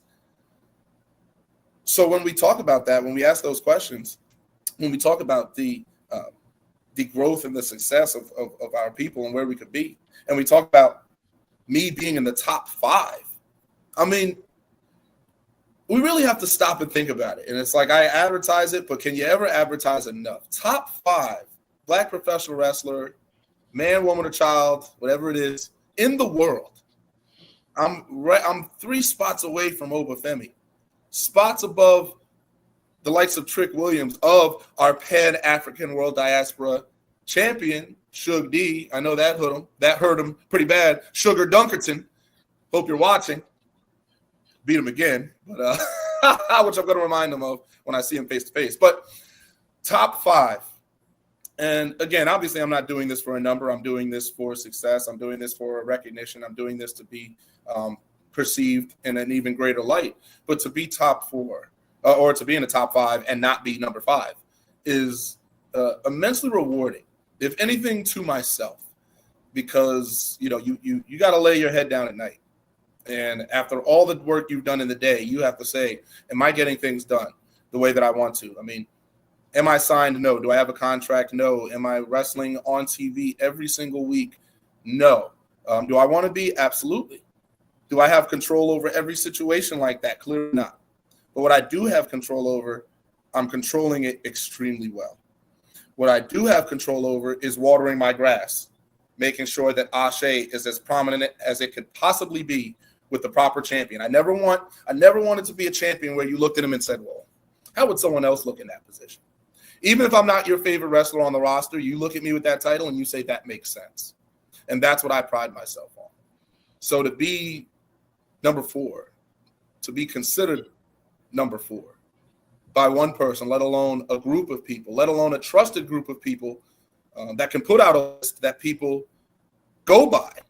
That people, this is not just some fan-made quote-unquote list. It is a legitimate list of great minds that have come together, that are observing our culture and our people, 365, watching the small shows, the big shows, the in-betweens.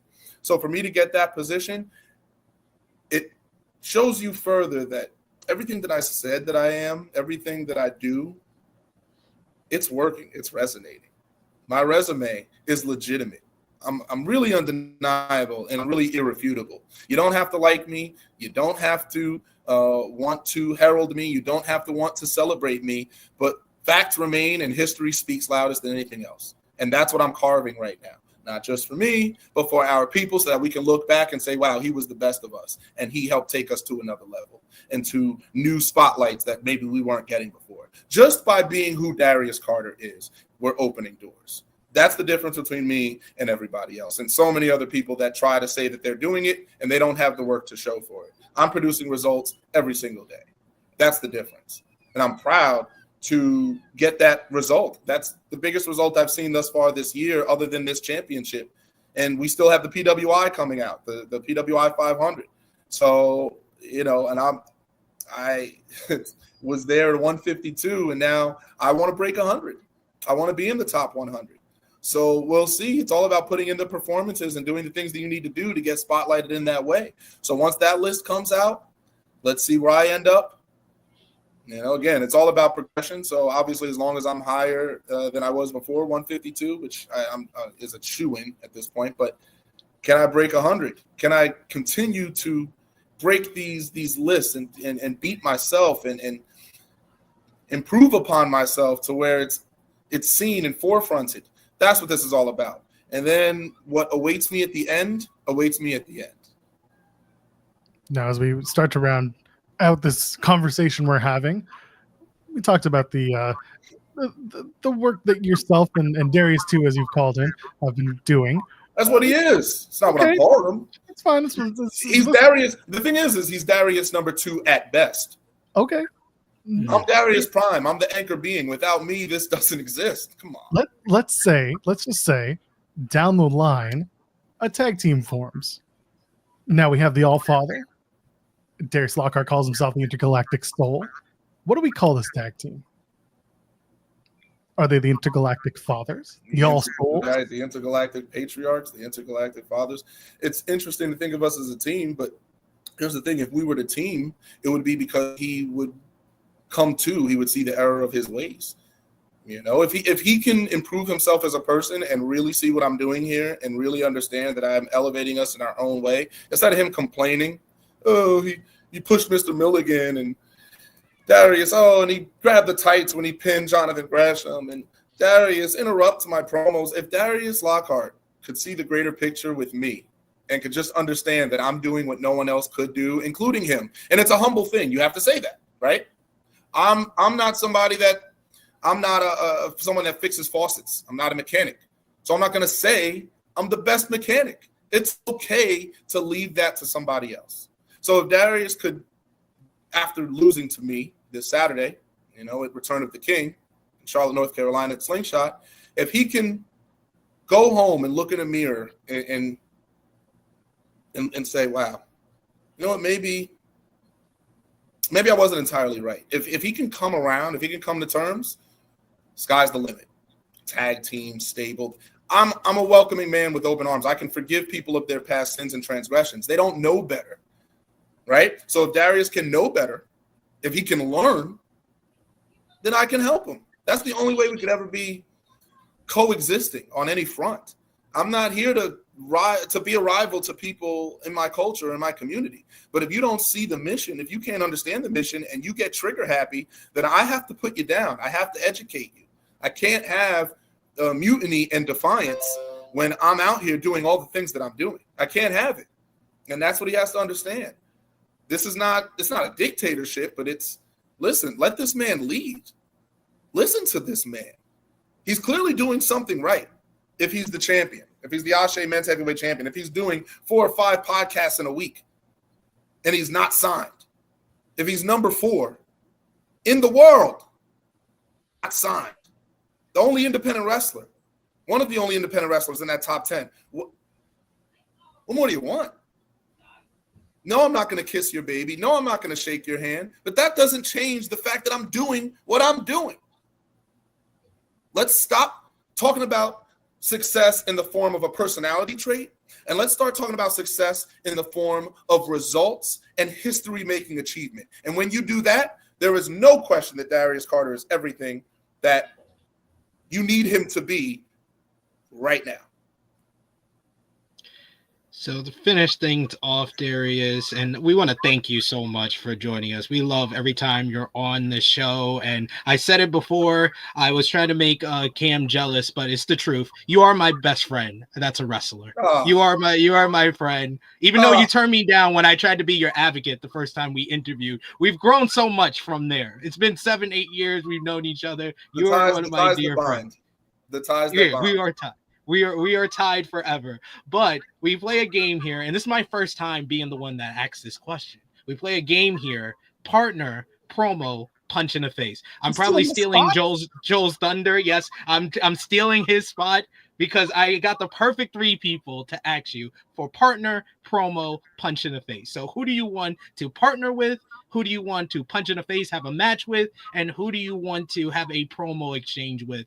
And the 3 people that I've chosen is, of course, your opponent on Saturday, Darius Lockhart, Shug D, the man that you were above in the BRP 50, and someone that you've had a lot of exchanges with on social media, and you hate his energy drinks, Vinny Pacifico. Oh, my goodness. Okay. What a test. You're a sick man. You can't just punch me. They say that I'm a sick man. They say that I'm imbalanced. You and Joe, you too. You're imbalanced. Hey, I just pitch ideas. I'm not calling you names. This is sinister work. What are you doing? All right. It's like this. You have to pass this test to go to heaven or something. This is all right. Sitting in purgatory, and here are your 3. Who are these 3 people? These ingrates. Okay. Team with punch in the face, and what was the third one? Promo.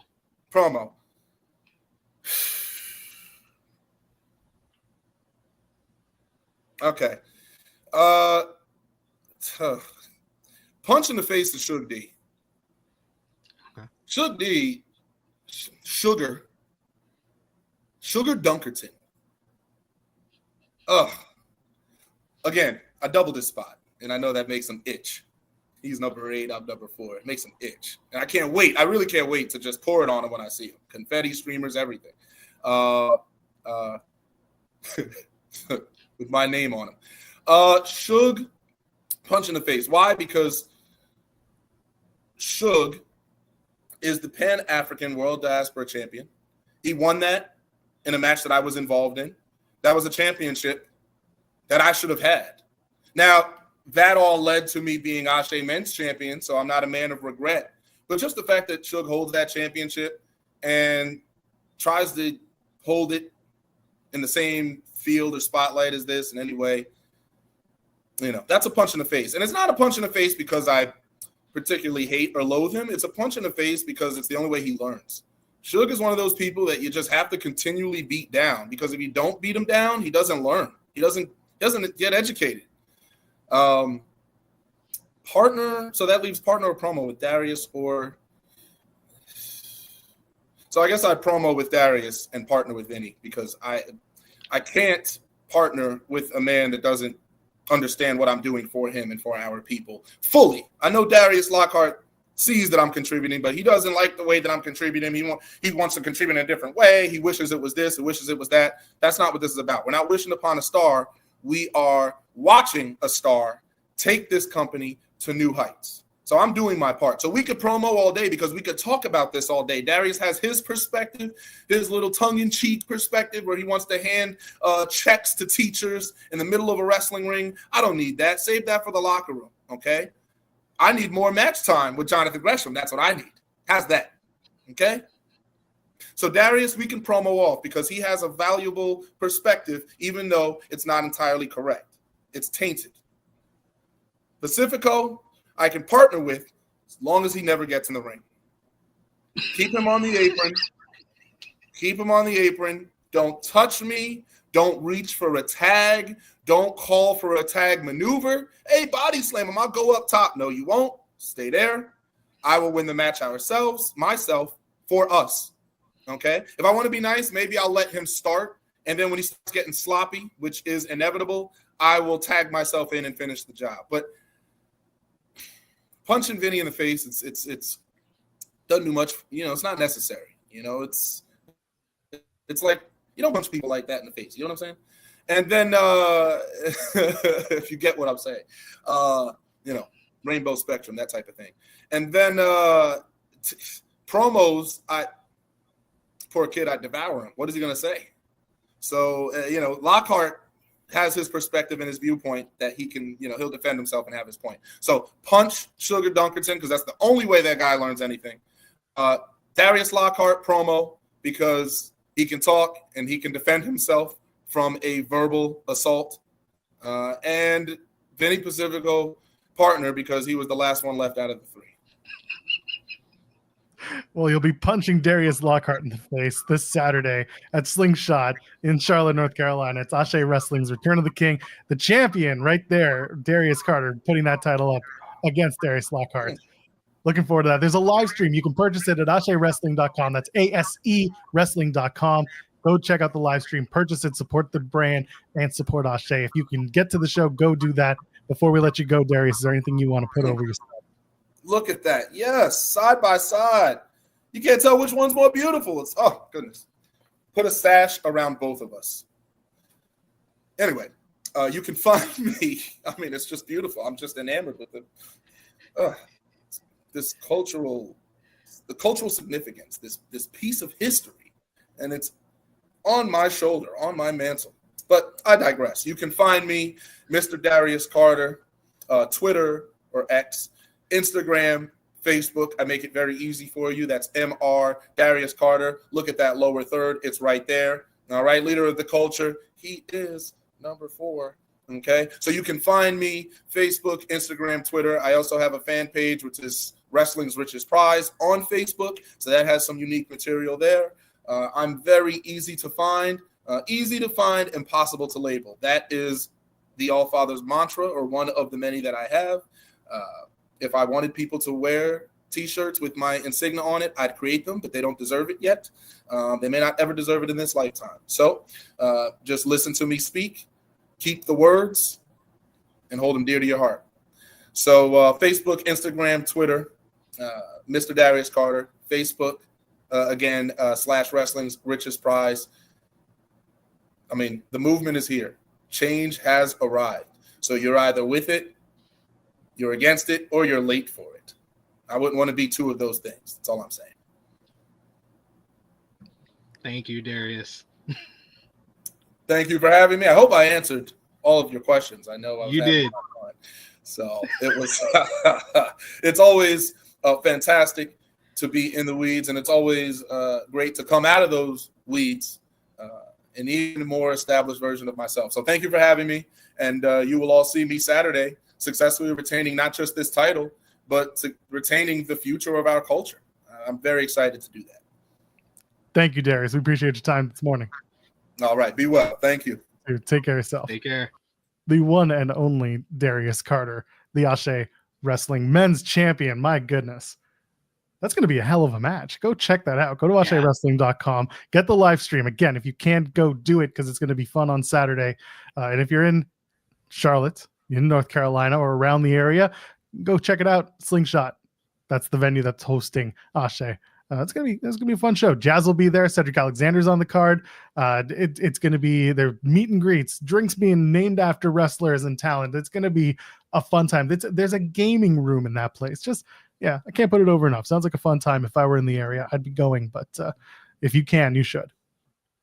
100% agree there. Ashe is doing great things, and it's a great promotion represented by some of the best wrestlers in the world today. So go out of your way, support them. If you can't be in Charlotte, watch it, AsheWrestling.com for sure. Always love Darius on the show. Shall we finish off the C-suites? Yes, finishing up the C-suite, LFG. This was more of a setup show. They like I said, they did the matches with Jasper and Tyra. They introduced Michelle McCool as coach. You saw the different kind of coaching tactics, like Undertaker telling Shiloh Hill to mess up a little bit because he had the last pick in the LFG coaches draft.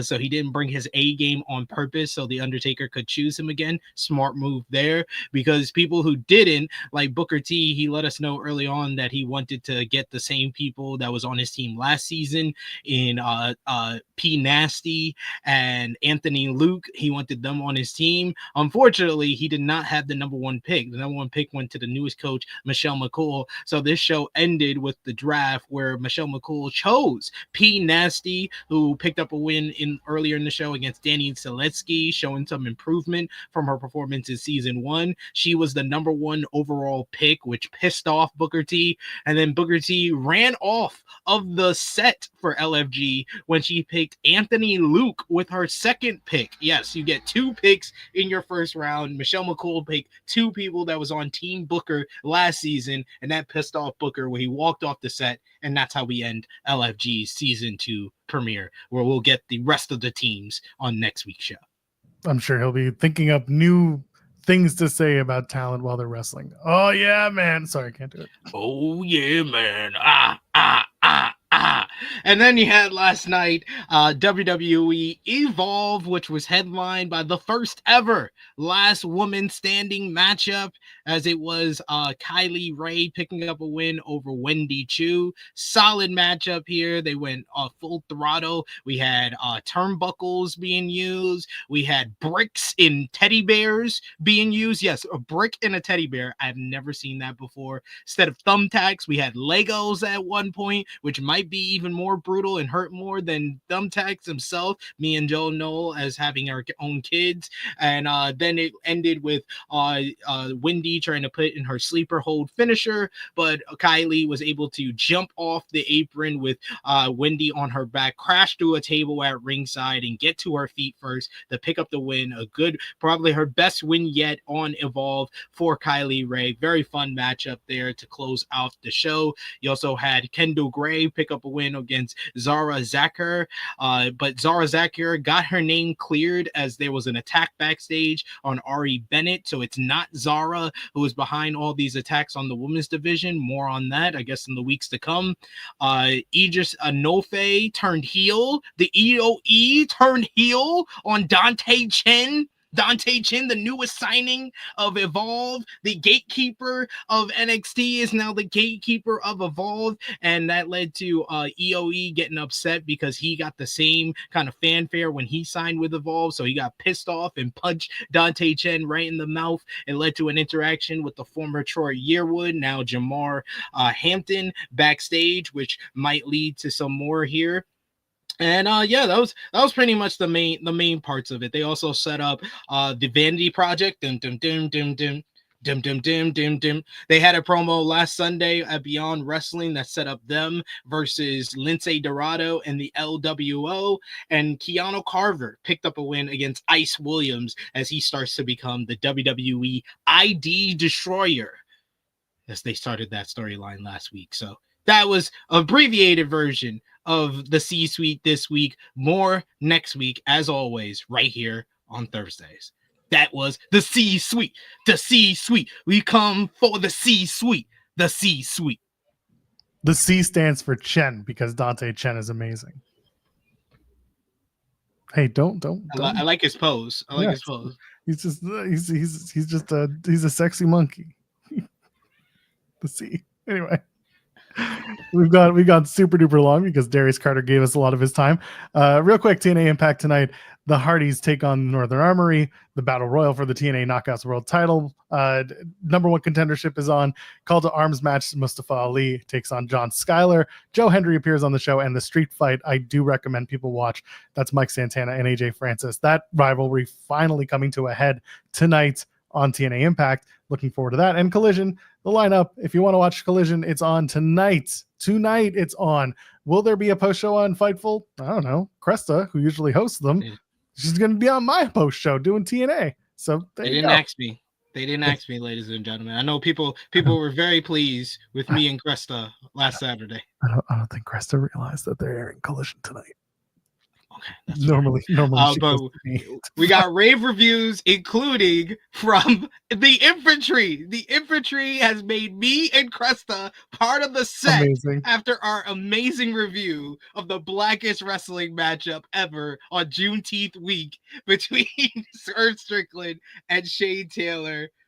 Shout outs to Captain Sean D. Shout outs to Carly Bravo. Those guys were the MVPs of Saturday night. We are now part of the set. I am now part of STP. Did you heard the Alvarez commentary about, because he was there live, right? With the Swerve match, saying that the money was legit and there were people in the crowd giving money out for this whole betting thing with Nana. That's awesome. That was Alvarez. That was Brian Alvarez saying that people were legit giving their money, and it all became part of this whole bit. So if that's true, that's hilarious. I love it. That's great. That's 100% great. But you got Adam Cole versus Josh Alexander for the TNT Championship. That's the main match on the show. You got FTR going face to face with the Outrunners. Sky Blue versus Queen Amanada. I know I'm forgetting some matchups. Kyle O'Reilly versus Kyle O'Reilly versus Kyle Fletcher. I was about to say Kyle O'Reilly versus Kyle O'Reilly, but Kyle O'Reilly versus Kyle Fletcher. It's a Kyle fight. Battle of the Kyles. Battle of the Kyles. And you notice the people in the crowd are going to be chanting, "Let's go, Kyle! Kyle sucks." It's going to be one of those. Let's go, Kyle! Yeah, I can't wait. Can't wait. Like the Adam fight from Revolution 2022. That's right. Brody King and Templado take on Hechicero and Rocky Romero, and Christian Cage and Nick Wayne team up to take on Big Bill and Brian Keith. There you go. And there's some other stuff that's sprinkled in between that, from what I read, is very, very entertaining. So go check it out if you're going to watch Collision tonight. It is tonight at 8 o'clock Eastern, wherever you're watching it. And TNA tonight, of course, as its normal time. They're airing for free on YouTube. So if you want to do that, you can watch them on YouTube everywhere except for in Canada, which is horseshit. But whatever, it's fine. Don't worry about it. I hate the Rogers deal. When TNA ran on YouTube, it was the best. Because I could start late, I could run it on 2x, and I would miss nothing, but I would catch everything a little bit faster.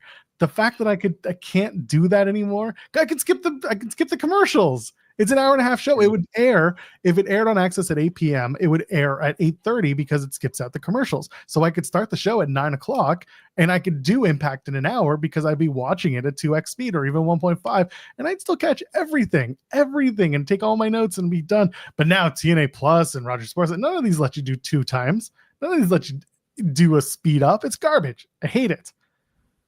Anyway, watch TNA, and then we'll talk about it tomorrow, along with Collision and all the other stuff. We'll talk about Roman Reigns' potential return to WWE. We'll preview Night of Champions. Jeremy will be back with me, allegedly. He says his mom will also potentially be on the show, so there's another one. She was the MVP of Monday's show, by the way. Whenever Mama Lambert shows up, she's often the MVP. There's no question about it. So there's your hook. Tomorrow, you might want to be on because Mama Lambert might be there. Anything to put over for today, SP3? Follow me on the Twitter machine at TrueHillSP3. I'll be live in about 15 minutes with Jimmy Macaram over on the True Hill Heat YouTube channel for AE Ramble, reviewing last night's AEW Dynamite. And as always, I enjoyed it, which means that 9 times out of 10, Jimmy did not. So join us live for that. You know it's going to be a great episode when Jimmy has plenty to say. Plenty to say. I'm sure you'll be like, yeah, whatever, this happened. And then you'll just pivot into literally anything else. Go watch the show. 15 minutes, that's plenty of time for SP3 to go absolutely crazy doing whatever he needs to do and then getting back to it. Leave a thumbs up on the way out. I'm back tonight over on the main channel to do TNA. I'm back tomorrow morning, 10 a.m. Eastern, to talk with you guys and Jeremy, with my co-host, about everything else going on in wrestling. So for SP3, you know who I am, you know who he is. Ladies and gentlemen, friends beyond the binary, we'll see you in the next one. Cheers.